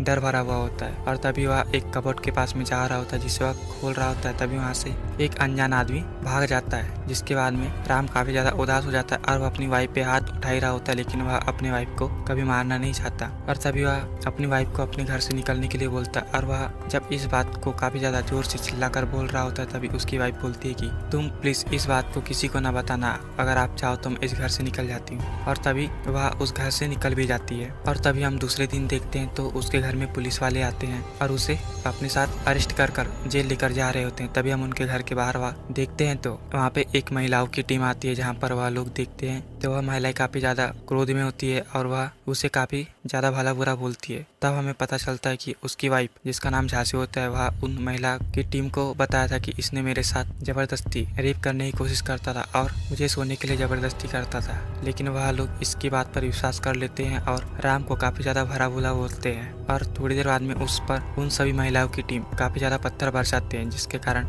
वह लोग राम को वहाँ से जान से मारने की कोशिश करते हैं। तभी वहाँ के पुलिस वाले उसे अपनी कार में बैठाकर अपने साथ लेकर चले जाते हैं। लेकिन वह कुछ टाइम बाद में वापस आ जाता है और जब वह घर पर आराम कर रहा होता है तो उसकी सभी जानकारी न्यूज वालों को मिल चुकी थी, जिसके बाद उसका बहिष्कार किया जा रहा था। और हम देखते हैं तो वह काफी ज्यादा डिप्रेस में रहने लगा था और वह अपने डिप्रेशन को भगाने के लिए एक ट्री हाउस बनाता है जो देखने में काफी ज्यादा सुंदर होता है। और हम देखते हैं कि यह सीन यहीं पर अब कट हो जाता है। इसके बाद में हमें एक पुलिस वाले को दिखाया जाता है जिसका नाम केडी होता है और वह दिखने में काफी ज्यादा स्मार्ट भी होता है। तभी हम देखते हैं कि उसके हाथ में एक केस आता है और जब वह उस केस का इन्वेस्टिगेशन करने आता है तो उसके पीछे मीडिया लग जाती है और वह मीडिया वालों को बोलता है कि तुम्हें इसकी जानकारी कैसे मिल जाती है, हम तो तुम्हें कोई जानकारी नहीं दे देते। तभी मीडिया वाले बोलते हैं कि तुम्हें हमसे आपत्ति क्या है और यहाँ पे काफी ज्यादा फनी मूवमेंट दिखाए जाते हैं। तब हम कुछ टाइम बाद में देखते हैं तो केडी उस लाश के पास आता है और लाश के पास आने के बाद में वह देखता है तो एक जवान आदमी का लाश पड़ा हुआ होता है और जब वह लोग उसके जेब को चेक करते हैं तो उसके पास में एक मोबाइल मिलता है और वह मोबाइल को उसके फिंगरप्रिंट द्वारा खोल लेता है, जिसके कारण उसके भाई का नंबर सामने पर मिल जाता है और वह उसे कॉल करके बुलाता है कि तुम्हारे भाई की लाश एक समुद्र के किनारे पड़ी हुई होती है। और तभी कुछ टाइम बाद उसका भाई भागते हुए आता है और उस लाश के पास रोने बैठ जाता है। तभी उस डेड बॉडी वाले का भाई उससे बोलता है कि जिसने भी मेरे भाई को मारा हो उसे तुम जल्दी से ढूंढकर मेरे सामने ला दो। और वह जब अपने फेस का एक्सप्रेशन रोने वाला बना रहा होता है तभी केडी उसे बोलता है कि मैंने तो तुम्हें यहाँ की जानकारी नहीं दी थी और तुमने इस जगह पर आकर कैसे अपने भाई को ढूंढ लिया। तभी वह समझ जाता है कि इसके भाई से कोई संबंध था और वह उसे मारने वाला कोई और नहीं उसी का भाई था और वह उसे वहीं पर अरेस्ट कर लेते हैं। तभी वह मीडिया वालों को बोलता है कि क्रिमिनल जितना शातिर होगा दिमाग उतना कम लगाना पड़ता है। और इसके बाद में यह सीन यहीं पर कट हो जाता है और अब हमें एक डीएसपी को दिखाया जाता है जिसका नाम नागेश्वर राव होता है और वह काफी ज्यादा स्ट्रिक्ट होता है। और जब वह केडी उसके पास में आता है तब वह डीजीपी उसे बोलता है कि तुमने काफी सारे केस को हैंडल किया है, लेकिन केडी में काफी ज्यादा एटीट्यूड होता है क्योंकि वह सभी केस को सॉल्व कर लेता था, जिसके कारण उसका एटीट्यूड बढ़ जाता है और इस बात को वह डीएसपी नोटिस कर रहा होता है। तभी हम वहीं पर वर्षा नाम की एक लेडी पुलिस ऑफिसर को देखते हैं जो केडी के पास में आती है और तब हमें पता चलता है कि वह वर्षा से काफी ज्यादा नफरत करता है क्योंकि उसके कारण उसका एक केस अनसॉल्व हो चुका था, क्योंकि वह उसके लाइफ का फर्स्ट केस था जो उसने सुलझा नहीं पाया था और उसका पूरा कारण वर्षा ही थी, जिसके कारण वह उसे हमेशा अवॉइड करता रहता था। और तभी हम उसकी गर्लफ्रेंड आर्या को देखते हैं जो दिखने में काफी क्यूट थी और वह एक महिला एसोसिएशन में काम करती थी। और हम देखते कि उन दोनों के बीच में काफी ज्यादा प्यार होता है और एक दिन केडी आर्या को बोलता है कि अब मैं तुम्हारे साथ में रहना चाहता हूँ। इसका मतलब है कि वह उसके साथ में लिव इन रिलेशनशिप में रहना चाहता था क्योंकि वह शादी से पहले एक साथ रहना चाहता था, क्योंकि उसके मॉम डैड शादी के बाद में काफी ज्यादा झगड़ा हो रहे थे जिसके कारण उसे शादियों पर विश्वास नहीं रहता था। और इस बात को आर्या बोलती है कि मैं इसका आंसर तुम्हें कुछ टाइम बाद में बताऊंगी। तभी हम देखते हैं कि केडी अपने मॉम डैड से बात कर रहा होता है और वह भी अपने लैपटॉप पर वीडियो कॉल से। तभी दरवाजे पर कोई घंटी बजा रहा होता है। तभी हम देखते हैं कि वहाँ पर अब आर्या आ चुकी थी और वह उसके साथ रहने के लिए तैयार हो चुकी थी। अब वह उसे अपने पास उठाकर ले आता है और इसको उसके मॉम डैड देख लेते हैं, लेकिन वह क्या करते, केडी के सामने उनकी एक नहीं चलती थी। तभी अब हम एक लड़की को देखते हैं जिसका नाम संजना था और वह दिखने में भी काफी ज्यादा क्यूट थी। तभी उसके पास में उसका एक दोस्त होता है जो उसे अपने साथ घर चलने के लिए बोलता है, लेकिन संजना बोलती है कि मैं कुछ टाइम बाद में आ जाऊंगी, तुम लोग अभी चले जाओ। और अब हम आर्या की मॉम को देखते हैं जो आर्या के पास में आती है और आर्या को काफी ज्यादा कुछ बोलती है क्योंकि वह आर्या को खोना नहीं चाहती थी और वह उसे काफी ज्यादा भला बुरा बोलती है कि तुम इसके साथ किसके परमिशन से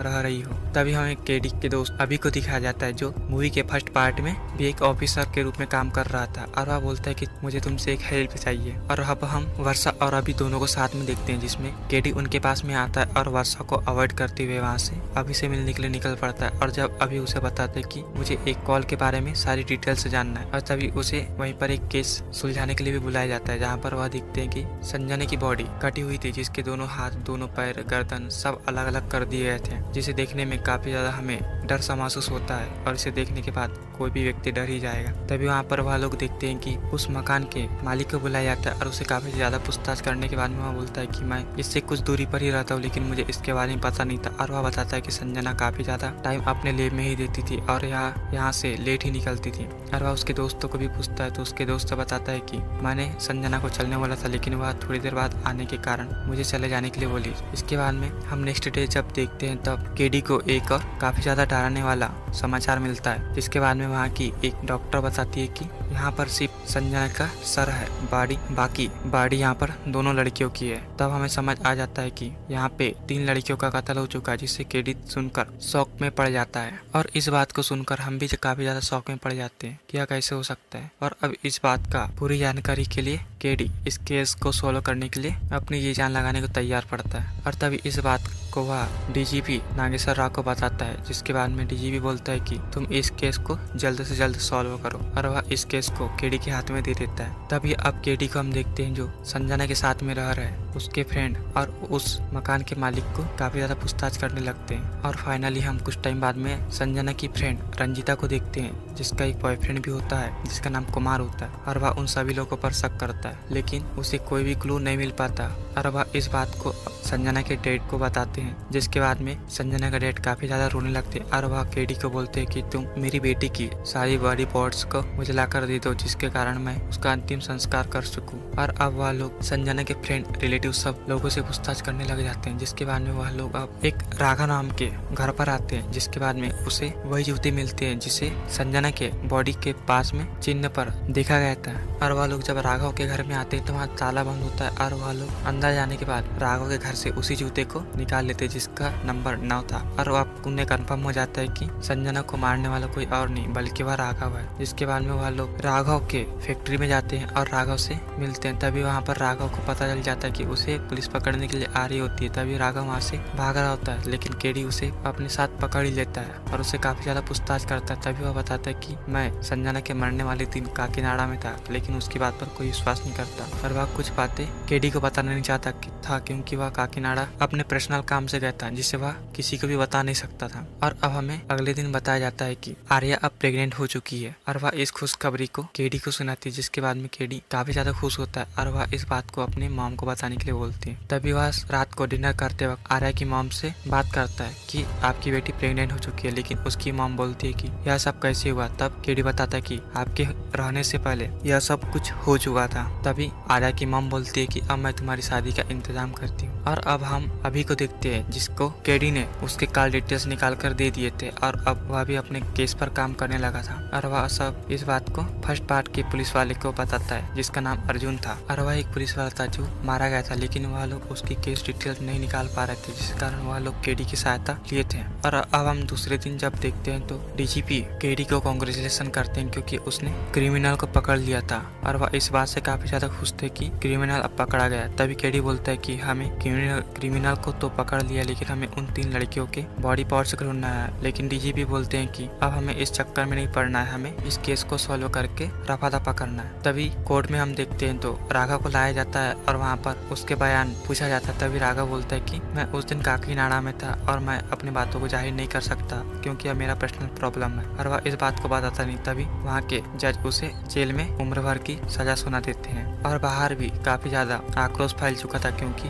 राघव ने 3 लड़कियों को मारा था। और इस बात की जानकारी मीडिया ने सभी शहर के लोगों को दे दिए थे, जिस कारण वहाँ के लोगों में काफी ज्यादा आक्रोश था और उसे फांसी देने की मांग की जा रही। तभी अब हम कुछ दिन बाद में केडी को देखते हैं, जिसके पास एक ईमेल आता है। और जब वह अपनी ईमेल को खोलता है तब उसी ईमेल में एक वीडियो दिखाई देता है, जिसमें वह राघव को देखता है। और राघव उस दिन सही में काकीनाडा में ही था, लेकिन उसकी बातों पर कोई विश्वास नहीं कर रहा। और अब इस बात का कंफर्म केडी को भी होने लगा था कि राघव शायद मुजरिम नहीं होगा। और वह इस बात का कंफर्म करने के लिए राघव से मिलने के लिए जा रहा होता। तभी राघव को पुलिस वाले एनकाउंटर करने के लिए ले जा चुके थे। और वहाँ के मिनिस्टर, एमएलए सभी लोग उसी के साथ में थे, क्योंकि वह लोग जनता के सपोर्ट के लिए कुछ भी कर सकते थे। और वह लोग फाइनली अब राघव को मारने के लिए एक जंगल में ला लेते हैं। और इस बात का पता केडी को चल जाता है और वह काफी सारे लोगों को फोन करता है, लेकिन कोई उसके कॉल को रिसीव नहीं करता। तभी केडी को एक आइडिया आता है कि वह एक रिपोर्टर को बताए और उससे मदद मांगे। और वह बताता है कि राघव को लोग फांसी देने की बजाय एनकाउंटर करने वाले हैं। और इस बात को सभी न्यूज चैनलों पर फैला दिया जाता है, जिसके कारण राघव अब बच जाता है। लेकिन जब राघव को वापस जेल लाया जाता है तभी राघव काफी ज्यादा शर्मिंदगी महसूस कर रहा होता है और वह कुछ टाइम बाद में जेल में अपने आप को मार डालता है। और वह अपने हाथों में कुछ लिखकर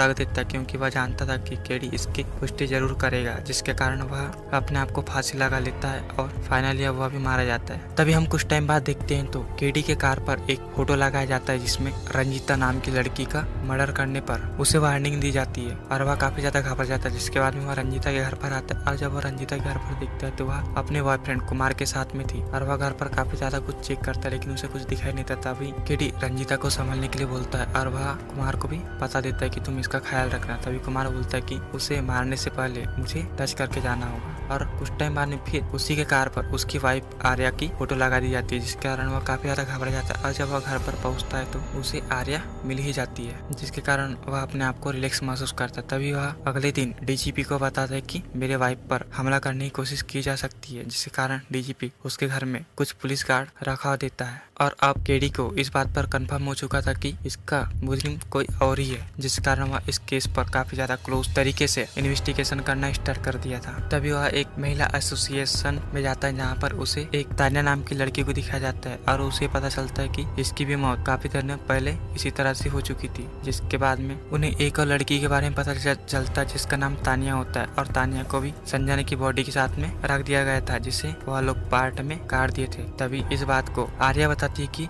इस लड़की को मैं जानती हूँ और इस लड़की का पता मैं आपको बता सकती हूँ। तभी वह लोग एक महिला टीम मेंबर में जाते हैं, जहाँ पर काफी सारी महिलाएं एक जगह पर काम करती है और वहाँ पर वह लोग बताते हैं कि यहाँ पर झांसी भी पहले आ चुकी थी और वह लोग समझ जाते कि झांसी को भी मारने का कारण सिर्फ एक ही है, क्योंकि उस जगह पे जो भी काम करता है वहाँ के लोग को वह क्रिमिनल काफी बुरी तरीके से मारता है। और अब हमें अभी को दिखाया जाता है जो अपने केस पर इन्वेस्टिगेशन कर रहा था और वह बताता है कि एक विक्रम नाम का पुलिस वाला था जो इस केस के फर्स्ट पार्ट में था और वह एक लड़की के मर्डर पर इन्वेस्टिगेशन कर रहा था। और तभी यहाँ पर हमें फर्स्ट पार्ट के हीरो को दिखाया जाता है और वह भी उसी लड़की के बारे में इन्वेस्टिगेशन कर रहा था, जिसका नाम तानिया होता है और वह हैदराबाद में मारी गई थी। तभी टाइम बाद अब हम केडी को देखते हैं, जब केडी उस महिला की मेन लीडर के पास में आता है और बताता है कि यहाँ पे काफी ज्यादा मर्डर हो रहे हैं, जिसके बारे में वह बताती है कि एक पूजा नाम की लेडी थी जो हमारे साथ में काफी दिनों से काम कर रही थी और वह भी कुछ दिनों तक हमारे पास काम करने नहीं आ रही है। जिसके बाद में अब केडी को काफी सारे बातें समझ में आ चुकी थी और उसे अब कंफर्म हो चुका था कि यह क्रिमिनल कोई और नहीं, यह झांकी ही हो सकती है। और वह लोग अब फाइनली झांकी के घर पर आते हैं और वह लोग वहाँ पर जाने के बाद में देखते हैं तो उन्हें एक ट्री हाउस दिखाई देता है, जिसे हमने मूवी के फर्स्ट पार्ट में देखा था। और वहाँ पर आने के बाद में वह लोग वहाँ पे काफी ज्यादा इन्वेस्टिगेशन करते हैं और इन्वेस्टिगेशन में उन्हें पता चलता है कि एक लड़का जो अपने पिता से काफी ज्यादा प्यार करता था और वह अपनी मॉम से काफी ज्यादा नफरत करता था, जिसके कारण वह अपनी मॉम को शायद मार चुका होगा। और जब वहाँ पर काफी सारे इन्वेस्टिगेशन कर रहे थे तभी वहाँ पर उस ट्री हाउस में आग लग जाती है, जिसे एक बंदे ने लगा दिया होता है और वहाँ से भाग गया होता है। और जब वहाँ से केडी निकलता है तब वह अपने केबिन में आता है। जब बैठ रहा होता है तभी डीजीपी उसे कॉल करता है कि मैंने तुम्हारे घर से सारी की सारी पुलिस फोर्स हटा दी है, क्योंकि वह उससे काफी ज्यादा नाराज था और उसे इसी कारण से दुश्मनी थी, क्योंकि वह उसकी बातों को मान नहीं रहा था। और इस बात को सुनकर केडी काफी ज्यादा घबरा जाता है, क्योंकि आर्या घर पर अकेली थी और उस पर काफी ज्यादा खतरे थे। और जब वह घर पर आता है तब उसे आर्या वहाँ से गायब दिखती है, जिससे देखकर वह काफी ज्यादा घबरा जाता है और उसे घर पर ढूंढने लगता है। और तभी वहाँ पर वर्षा भी आ जाती है और वह लोग अब उन पर काफी ज्यादा रिसर्च करने लगे थे। तभी उन्हें एक फ्री डेंटल कैंप के बारे में दिखाई देता है, जहाँ पर वह लोग देखते हैं कि जहाँ पर भी जब भी यह मर्डर होता है वहाँ पर फ्री डेंटल कैंप लगा दिए गए होते हैं और यह भी मर्डर उसी दिन होता है। तब उसे समझ आ जाता है कि अब उसे कहाँ जाना है और वह उसी पते पर जाता है जहाँ पर आर्या अपने डायरी पर लिखी थी। और आर्या की एक आदत थी कि वह जहाँ भी जाती थी जाने से पहले अपनी डायरी को एक जगह पर रखकर उसमें उस बात को नोट कर देती थी, जिसके कारण केडी उसे पढ़ लेता है और उसी पते पर वहाँ पर चला जाता है। और जब वहाँ पर वह जाता है तो एक रूम में जाने के बाद में वह काफी सारी तस्वीरों को देखता है और वह तस्वीरों के पीछे जब देखता है तो उन्हें सभी जगह पर लाशें दिखाई देती है। और वहीं पर डॉक्टर केबिन होता है, जहाँ पर केडी पर हमला कर दिया जाता है और वह हमला करने वाला कोई और नहीं, वह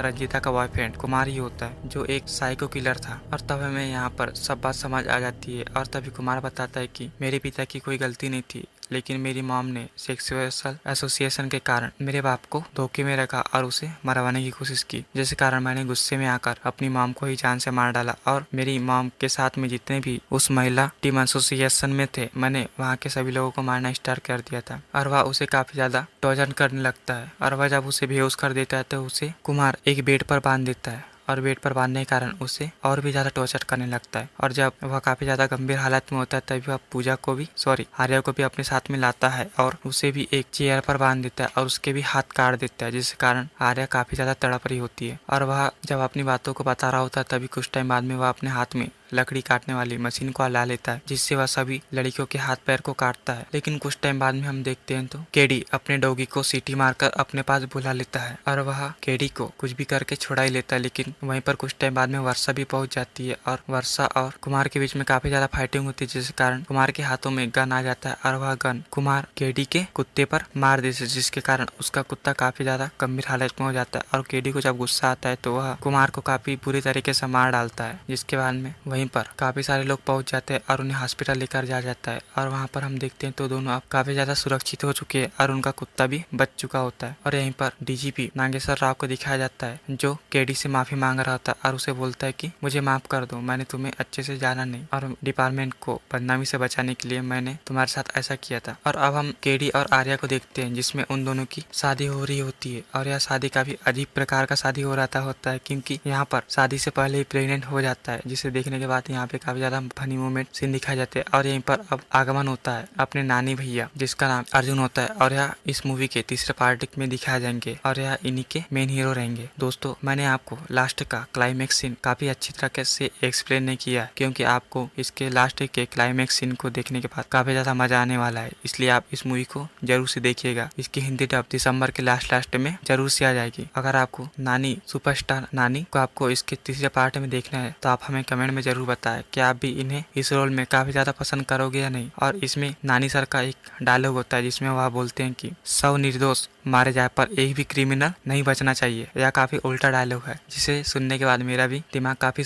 चकरा सा गया था। लेकिन फाइनली मैं आपको बता दूं कि यह मूवी काफी ज्यादा इंटरेस्टिंग है। अगर आप इसे देखोगे तो आपको इस मूवी में एक के बाद एक क्लाइमेक्स सीन दिखाए जाएंगे और यह मूवी काफी ज्यादा सुपर हिट मूवी है। अगर आपको वीडियो अच्छी लगी हो तो लाइक के साथ सब्सक्राइब जरूर कीजिएगा। मिलते हैं नेक्स्ट वीडियो में, जब तक के लिए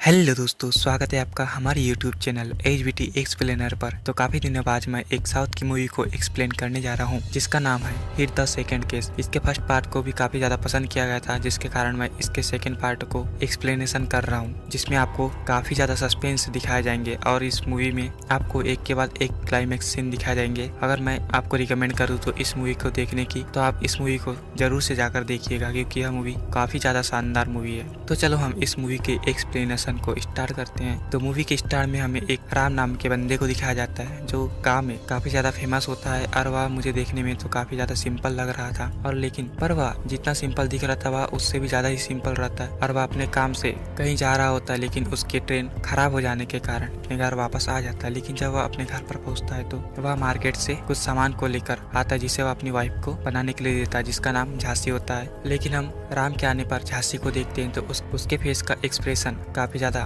डर भरा हुआ होता है। और तभी वह एक कबोर्ड के पास में जा रहा होता है, जिसे वह खोल रहा होता है। तभी वहाँ से एक अनजान आदमी भाग जाता है, जिसके बाद में राम काफी ज्यादा उदास हो जाता है और वह अपनी वाइफ पे हाथ उठा ही रहा होता है, लेकिन वह अपनी वाइफ को कभी मारना नहीं चाहता। और तभी वह अपनी वाइफ को अपने घर से निकलने के लिए बोलता है। और वह जब इस बात को काफी ज्यादा जोर से चिल्लाकर बोल रहा होता है, तभी उसकी वाइफ बोलती है कि तुम प्लीज इस बात को किसी को न बताना, अगर आप चाहो तो मैं इस घर से निकल जाती हूँ। और तभी वह उस घर से निकल भी जाती है। और तभी हम दूसरे दिन देखते हैं तो उसके घर में पुलिस वाले आते हैं और उसे अपने साथ अरेस्ट कर जेल लेकर जा रहे होते हैं। तभी हम उनके घर के बाहर देखते हैं तो वहाँ पे एक महिलाओं की टीम आती है, जहाँ पर वह लोग देखते हैं तो वह महिला काफी ज्यादा क्रोध में होती है और वह उसे काफी ज्यादा भला बुरा बोलती है। तब हमें पता चलता है कि उसकी वाइफ, जिसका नाम झांसी होता है, वह उन महिला की टीम को बताया था कि इसने मेरे साथ जबरदस्ती रेप करने की कोशिश करता था और मुझे सोने के लिए जबरदस्ती करता था। लेकिन वह लोग इसकी बात पर विश्वास कर लेते हैं और राम को काफी ज्यादा भला बुरा बोलते हैं। और थोड़ी देर बाद में उस पर उन सभी महिलाओं की टीम काफी ज्यादा पत्थर बरसाते हैं, जिसके कारण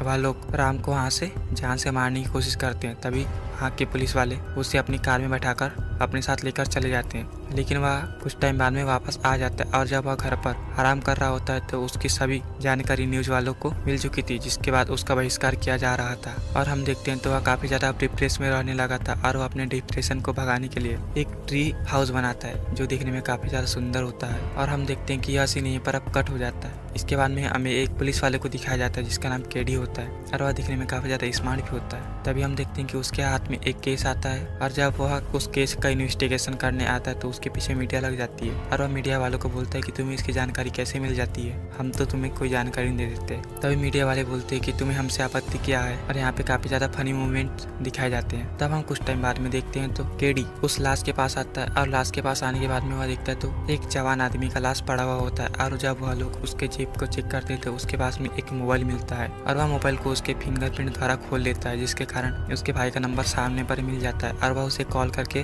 बुलाता है कि तुम्हारे भाई की लाश एक समुद्र के किनारे पड़ी हुई होती है। और तभी कुछ टाइम बाद उसका भाई भागते हुए आता है और उस लाश के पास रोने बैठ जाता है। तभी उस डेड बॉडी वाले का भाई उससे बोलता है कि जिसने भी मेरे भाई को मारा हो उसे तुम जल्दी से ढूंढकर मेरे सामने ला दो। और वह जब अपने फेस का एक्सप्रेशन रोने वाला बना रहा होता है तभी केडी उसे बोलता है कि मैंने तो तुम्हें यहाँ की जानकारी नहीं दी थी और तुमने इस जगह पर आकर कैसे अपने भाई को ढूंढ लिया। तभी वह समझ जाता है कि इसके भाई से कोई संबंध था और वह उसे मारने वाला कोई और नहीं उसी का भाई था और वह उसे वहीं पर अरेस्ट कर लेते हैं। तभी वह मीडिया वालों को बोलता है कि क्रिमिनल जितना शातिर होगा दिमाग उतना कम लगाना पड़ता है। और इसके बाद में यह सीन यहीं पर कट हो जाता है और अब हमें एक डीएसपी को दिखाया जाता है जिसका नाम नागेश्वर राव होता है और वह काफी ज्यादा स्ट्रिक्ट होता है। और जब वह केडी उसके पास में आता है तब वह डीजीपी उसे बोलता है कि तुमने काफी सारे केस को हैंडल किया है, लेकिन केडी में काफी ज्यादा एटीट्यूड होता है क्योंकि वह सभी केस को सॉल्व कर लेता था, जिसके कारण उसका एटीट्यूड बढ़ जाता है और इस बात को वह डीएसपी नोटिस कर रहा होता है। तभी हम वहीं पर वर्षा नाम की एक लेडी पुलिस ऑफिसर को देखते हैं जो केडी के पास में आती है और तब हमें पता चलता है कि वह वर्षा से काफी ज्यादा नफरत करता है क्योंकि उसके कारण उसका एक केस अनसॉल्व हो चुका था, क्योंकि वह उसके लाइफ का फर्स्ट केस था जो उसने सुलझा नहीं पाया था और उसका पूरा कारण वर्षा ही थी, जिसके कारण वह उसे हमेशा अवॉइड करता रहता था। और तभी हम उसकी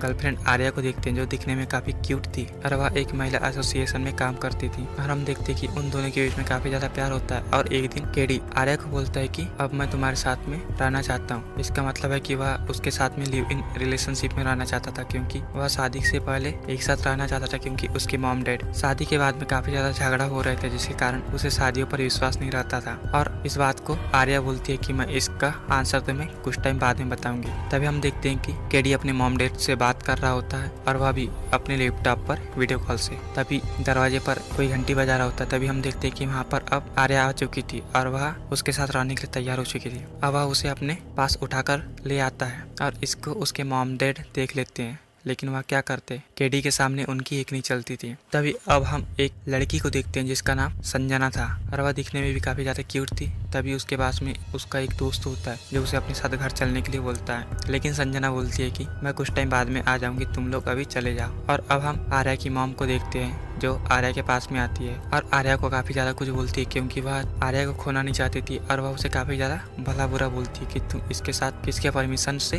रह रही हो। तभी हमें केडी के दोस्त अभी को दिखाया जाता है जो मूवी के फर्स्ट पार्ट में भी एक ऑफिसर के रूप में काम कर रहा था और वह बोलता है कि मुझे तुमसे एक हेल्प चाहिए। और अब हम वर्षा और अभी दोनों को साथ में देखते हैं जिसमें केडी उनके पास में आता है और वर्षा को अवॉइड करते हुए वहाँ से अभी से मिलने के लिए निकल पड़ता है। और जब अभी उसे बताते हैं कि मुझे एक कॉल के बारे में सारी डिटेल्स जानना है, और तभी उसे वहीं पर एक केस सुलझाने के लिए भी बुलाया जाता है जहाँ पर वह दिखते हैं कि संजना की बॉडी कटी हुई थी, जिसके दोनों हाथ, दोनों पैर, गर्दन सब अलग अलग कर दिए गए थे, जिसे देखने में काफी ज्यादा हमें डर सा महसूस होता है और इसे देखने के बाद कोई भी व्यक्ति डर ही जाएगा। तभी वहाँ पर वह लोग देखते हैं कि उस मकान के मालिक को बुलाया जाता है और उसे काफी ज्यादा पूछताछ करने के बाद में वह बोलता है कि मैं इससे कुछ दूरी पर ही रहता हूँ, लेकिन मुझे इसके बारे में पता नहीं था। और वह बताता है कि संजना काफी ज्यादा टाइम अपने लैब में ही देती थी और यहाँ से लेट ही निकलती थी। और वह उसके दोस्तों को भी पूछता है तो उसके दोस्त बताता है कि मैंने संजना को चलने वाला था, लेकिन वह थोड़ी देर बाद आने के कारण मुझे चले जाने के लिए बोली। इसके बाद में हम नेक्स्ट डे जब देखते हैं तब केडी को एक और काफी ज्यादा डराने वाला समाचार मिलता है, जिसके बाद में वहाँ की एक डॉक्टर बताती है कि यहाँ पर सिर्फ संजना का सर है, बाकी बॉडी यहाँ पर दोनों लड़कियों की है। तब हमें समझ आ जाता है कि यहाँ पे 3 लड़कियों का कत्ल हो चुका है, जिससे केडी सुनकर शौक में पड़ जाता है। और इस बात को सुनकर हम भी काफी ज्यादा शौक में पड़ जाते हैं कि यह कैसे हो सकता है। और अब इस बात का पूरी जानकारी के लिए केडी इस केस को सोल्व करने के लिए अपनी जी जान लगाने को तैयार पड़ता है। और तभी इस बात को वह डीजीपी नागेश्वर राव को बताता है, जिसके बाद में डीजीपी बोलता है कि तुम इस केस को जल्द से जल्द सॉल्व करो। और वह इस केस को केडी के हाथ में दे देता है। तभी अब केडी को हम देखते हैं जो संजना के साथ में रह रहे हैं, उसके फ्रेंड और उस मकान के मालिक को काफी ज्यादा पूछताछ करने लगते हैं। और फाइनली हम कुछ टाइम बाद में संजना की फ्रेंड रंजीता को देखते हैं, जिसका एक बॉयफ्रेंड भी होता है जिसका नाम कुमार होता है। और वह उन सभी लोगों पर शक करता है, लेकिन उसे कोई भी क्लू नहीं मिल पाता। और वह इस बात को संजना के डैड को बताते हैं, जिसके बाद में संजना का डैड काफी ज्यादा रोने लगते हैं। और वह केडी को बोलते हैं कि तुम मेरी बेटी की सारी बॉडी पार्ट्स को मुझे लाकर दे दो, जिसके कारण मैं उसका अंतिम संस्कार कर सकूं। और अब वह लोग संजना के फ्रेंड रिलेटिव सब लोगों से पूछताछ करने लग जाते हैं, जिसके बाद में वह लोग अब एक राघव नाम के घर पर आते हैं, जिसके बाद में उसे वही जूते मिलते हैं जिसे संजना के बॉडी के पास में चिन्ह पर देखा गया था। और वह लोग जब राघव के घर में आते हैं तो वहाँ ताला बंद होता है। और वह लोग अंदर जाने के बाद राघव के घर से उसी जूते को निकाल लेते जिसका नंबर 9 था। और वह उन्हें कंफर्म हो जाता है कि संजना को मारने वाला कोई और नहीं बल्कि वह राघव है। जिसके बाद में वह लोग राघव के फैक्ट्री में जाते हैं और राघव से मिलते हैं। तभी वहाँ पर राघव को पता चल जाता है कि उसे पुलिस पकड़ने के लिए आ रही होती है। तभी राघव वहाँ से भाग रहा होता है, लेकिन केडी उसे अपने साथ पकड़ ही लेता है और उसे काफी ज्यादा पूछताछ करता है। तभी वह बताता है कि मैं संजना के मरने वाले दिन काकीनाडा में था, लेकिन उसकी बात पर कोई विश्वास नहीं करता। और वह कुछ बातें केडी को बताना नहीं चाहता था, क्योंकि वह काकीनाडा अपने पर्सनल काम से गया था, जिसे वह किसी को भी बता नहीं सकता था। और अब हमें अगले दिन बताया जाता है कि आर्या अब प्रेग्नेंट हो चुकी है। और वह इस खुशखबरी को केडी को सुनाती है, जिसके बाद में केडी काफी ज्यादा खुश होता है और वह इस बात को अपने मॉम को बताने के लिए बोलती है। तभी वह रात को डिनर करते वक्त आर्या की मॉम से बात करता है कि आपकी बेटी प्रेग्नेंट हो चुकी है, लेकिन उसकी मॉम बोलती है कि यह सब कैसे हुआ। तब केडी बताता है कि आपके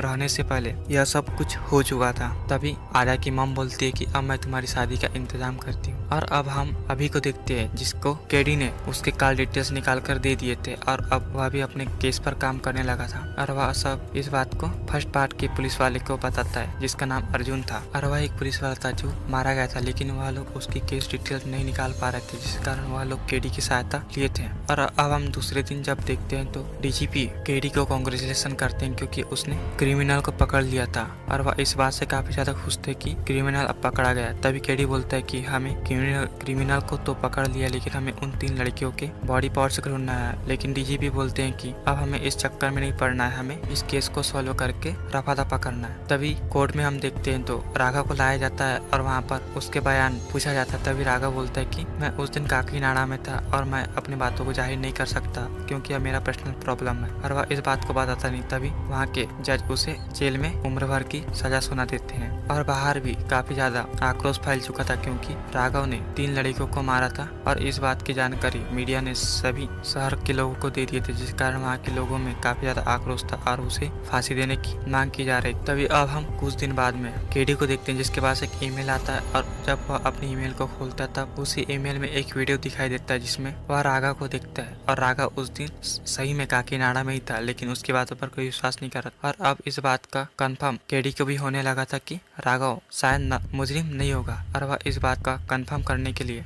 राघव से मिलने के लिए जा रहा होता। तभी राघव को पुलिस वाले एनकाउंटर करने के लिए ले जा चुके थे। और वहाँ के मिनिस्टर, एमएलए सभी लोग उसी के साथ में थे, क्योंकि वह लोग जनता के सपोर्ट के लिए कुछ भी कर सकते थे। और वह लोग फाइनली अब राघव को मारने के लिए एक जंगल में ला लेते हैं। और इस बात का पता केडी को चल जाता है और वह काफी सारे लोगों को फोन करता है, लेकिन कोई उसके कॉल को रिसीव नहीं करता। तभी केडी को एक आइडिया आता है कि वह एक रिपोर्टर को बताए और उससे मदद मांगे। और वह बताता है कि राघव को लोग फांसी देने की बजाय एनकाउंटर करने वाले हैं। और इस बात को सभी न्यूज चैनलों पर फैला दिया जाता है, जिसके कारण राघव अब बच जाता है। लेकिन जब राघव को वापस जेल लाया जाता है तभी राघव काफी ज्यादा शर्मिंदगी महसूस कर रहा होता है और वह कुछ टाइम बाद में जेल में अपने आप को मार डालता है। और वह अपने हाथों में कुछ लिखकर रख देता है, क्योंकि वह जानता था कि केडी इसकी पुष्टि जरूर करेगा, जिसके कारण वह अपने आप को फांसी लगा लेता है और फाइनली वह भी मारा जाता है। तभी हम कुछ टाइम बाद देखते हैं तो केडी के कार पर एक फोटो लगाया जाता है, जिसमें रंजीता नाम की लड़की का मर्डर करने पर उसे वार्निंग दी जाती है और वह काफी ज्यादा घबरा जाता है। जिसके बाद में वह रंजीता के घर पर आता है और जब वह रंजीता के घर पर दिखता है तो वह अपने बॉयफ्रेंड कुमार के साथ में थी और वह घर पर काफी ज्यादा कुछ चेक करता है, लेकिन उसे कुछ दिखाई नहीं देता। तभी केडी रंजीता को संभालने के लिए बोलता है और वह कुमार को भी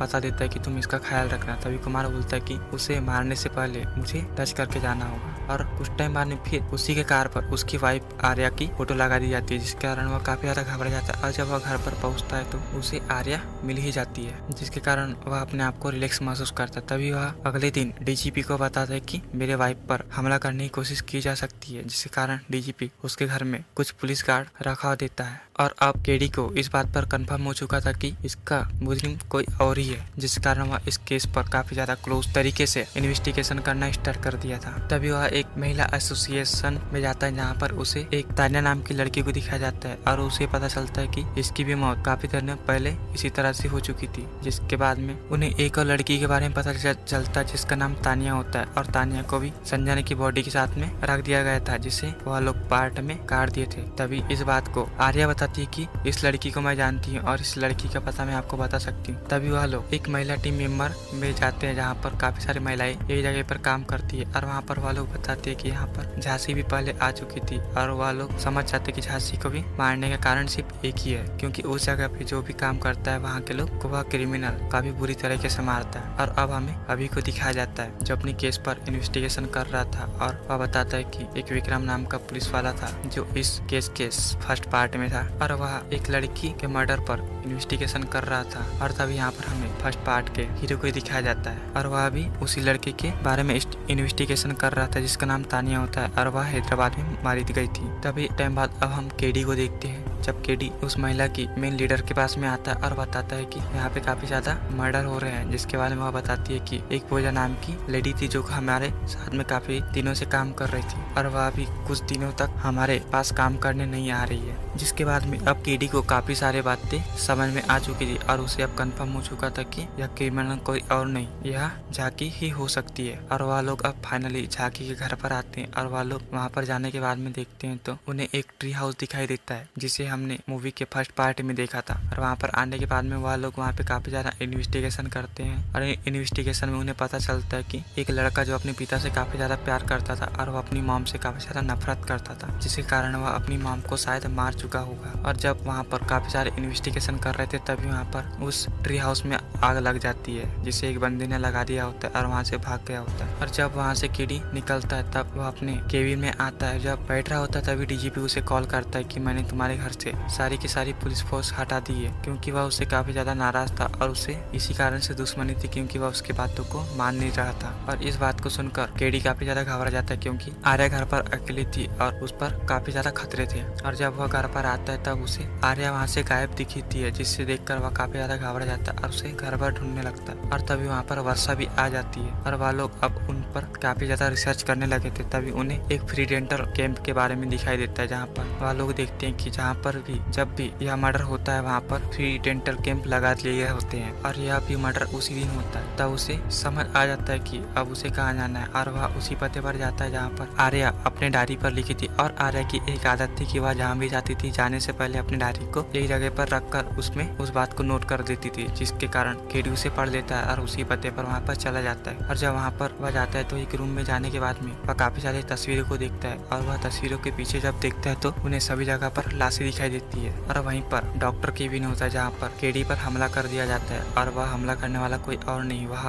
रंजीता का बॉयफ्रेंड कुमार ही होता है, जो एक साइको किलर था। और तब हमें यहाँ पर सब बात समझ आ जाती है और तभी कुमार बताता है कि मेरे पिता की कोई गलती नहीं थी, लेकिन मेरी मॉम ने सेक्सुअल एसोसिएशन के कारण मेरे बाप को धोखे में रखा और उसे मरवाने की कोशिश की, जिस कारण मैंने गुस्से में आकर अपनी मॉम को ही जान से मार डाला। और मेरी मॉम के साथ में जितने भी उस महिला टीम एसोसिएशन में थे, मैंने वहाँ के सभी लोगों को मारना स्टार्ट कर दिया था। और वह उसे काफी ज्यादा टॉर्चर करने लगता है और वह जब उसे बेहोश कर देता है तो उसे कुमार एक बेड पर बांध देता है और बेड पर बांधने के कारण उसे और भी ज्यादा टॉर्चर करने लगता है। और जब वह काफी ज्यादा गंभीर हालत में होता है तभी वह पूजा को भी आर्या को भी अपने साथ में लाता है और उसे भी एक चेयर पर बांध देता है और उसके भी हाथ काट देता है, जिसके कारण आर्या काफी ज्यादा तड़प रही होती है। और वह जब अपनी बातों को बता रहा होता है तभी कुछ टाइम बाद में वह अपने हाथ में लकड़ी काटने वाली मशीन को ला लेता है, जिससे वह सभी लड़कियों के हाथ पैर को काटता है। लेकिन कुछ टाइम बाद में हम देखते हैं तो केडी अपने डॉगी को सीटी मारकर अपने पास बुला लेता है और वह केडी को कुछ भी करके छुड़ा ही लेता है। लेकिन वहीं पर कुछ टाइम बाद में वर्षा भी पहुंच जाती है और वर्षा और कुमार के बीच में काफी ज्यादा फाइटिंग होती है, जिसके कारण कुमार के हाथों में गन आ जाता है और वह गन कुमार केडी के कुत्ते पर मार देता है, जिसके कारण उसका कुत्ता काफी ज्यादा गंभीर हालत में हो जाता है। और केडी को जब गुस्सा आता है तो वह कुमार को काफी बुरी तरीके से मार डालता है, जिसके बाद में वहीं पर काफी सारे लोग पहुंच जाते हैं और उन्हें हॉस्पिटल लेकर जाया जाता है। और वहां पर हम देखते हैं तो दोनों अब काफी ज्यादा सुरक्षित हो चुके हैं और उनका कुत्ता भी बच चुका होता है। और यहीं पर डीजीपी नागेश्वर राव को दिखाया जाता है जो केडी से माफी मांग रहा था और उसे बोलता है कि मुझे माफ कर दो, मैंने तुम्हें अच्छे से जाना नहीं और डिपार्टमेंट को बदनामी से बचाने के लिए मैंने तुम्हारे साथ ऐसा किया था। और अब हम केडी और आर्या को देखते हैं जिसमें उन दोनों की शादी हो रही होती है और यह शादी काफी अजीब प्रकार का शादी हो रहा होता है, क्योंकि यहाँ पर शादी से पहले ही प्रेग्नेंट हो जाता है, जिसे देखने के बाद यहाँ पे काफी ज्यादा फनी मोमेंट सीन दिखाए जाते हैं। और यहीं पर अब आगमन होता है अपने नानी भैया जिसका नाम अर्जुन होता है और यह इस मूवी के तीसरे पार्ट में दिखाए जाएंगे और यह इन्हीं के मेन हीरो रहेंगे। दोस्तों, मैंने आपको लास्ट का क्लाइमेक्स सीन काफी अच्छी तरीके से एक्सप्लेन नहीं किया क्योंकि आपको इसके लास्ट के क्लाइमेक्स सीन को देखने के बाद काफी ज्यादा मजा आने वाला है, इसलिए आप इस मूवी को जरूर से देखिएगा। इसकी हिंदी डब दिसंबर के लास्ट में जरूर से आ जाएगी। अगर आपको नानी सुपरस्टार नानी को आपको इसके तीसरे पार्ट में देखना है तो आप हमें कमेंट में जरूर बताएं कि आप भी इन्हें इस रोल में काफी ज्यादा पसंद करोगे या नहीं। और इसमें नानी सर का एक डायलॉग होता है जिसमें वह बोलते हैं कि 100 निर्दोष मारे जाए पर एक भी क्रिमिनल नहीं बचना चाहिए। यह काफी उल्टा डायलॉग है जिसे सुनने के बाद मेरा भी दिमाग काफी चकरा सा गया था। लेकिन फाइनली मैं आपको बता दूं कि यह मूवी काफी ज्यादा इंटरेस्टिंग है। अगर आप इसे देखोगे तो आपको इस मूवी में एक के बाद एक क्लाइमेक्स सीन दिखाए जाएंगे और यह मूवी काफी ज्यादा सुपर हिट मूवी है। अगर आपको वीडियो अच्छी लगी हो तो लाइक के साथ सब्सक्राइब जरूर कीजिएगा। मिलते हैं नेक्स्ट वीडियो में।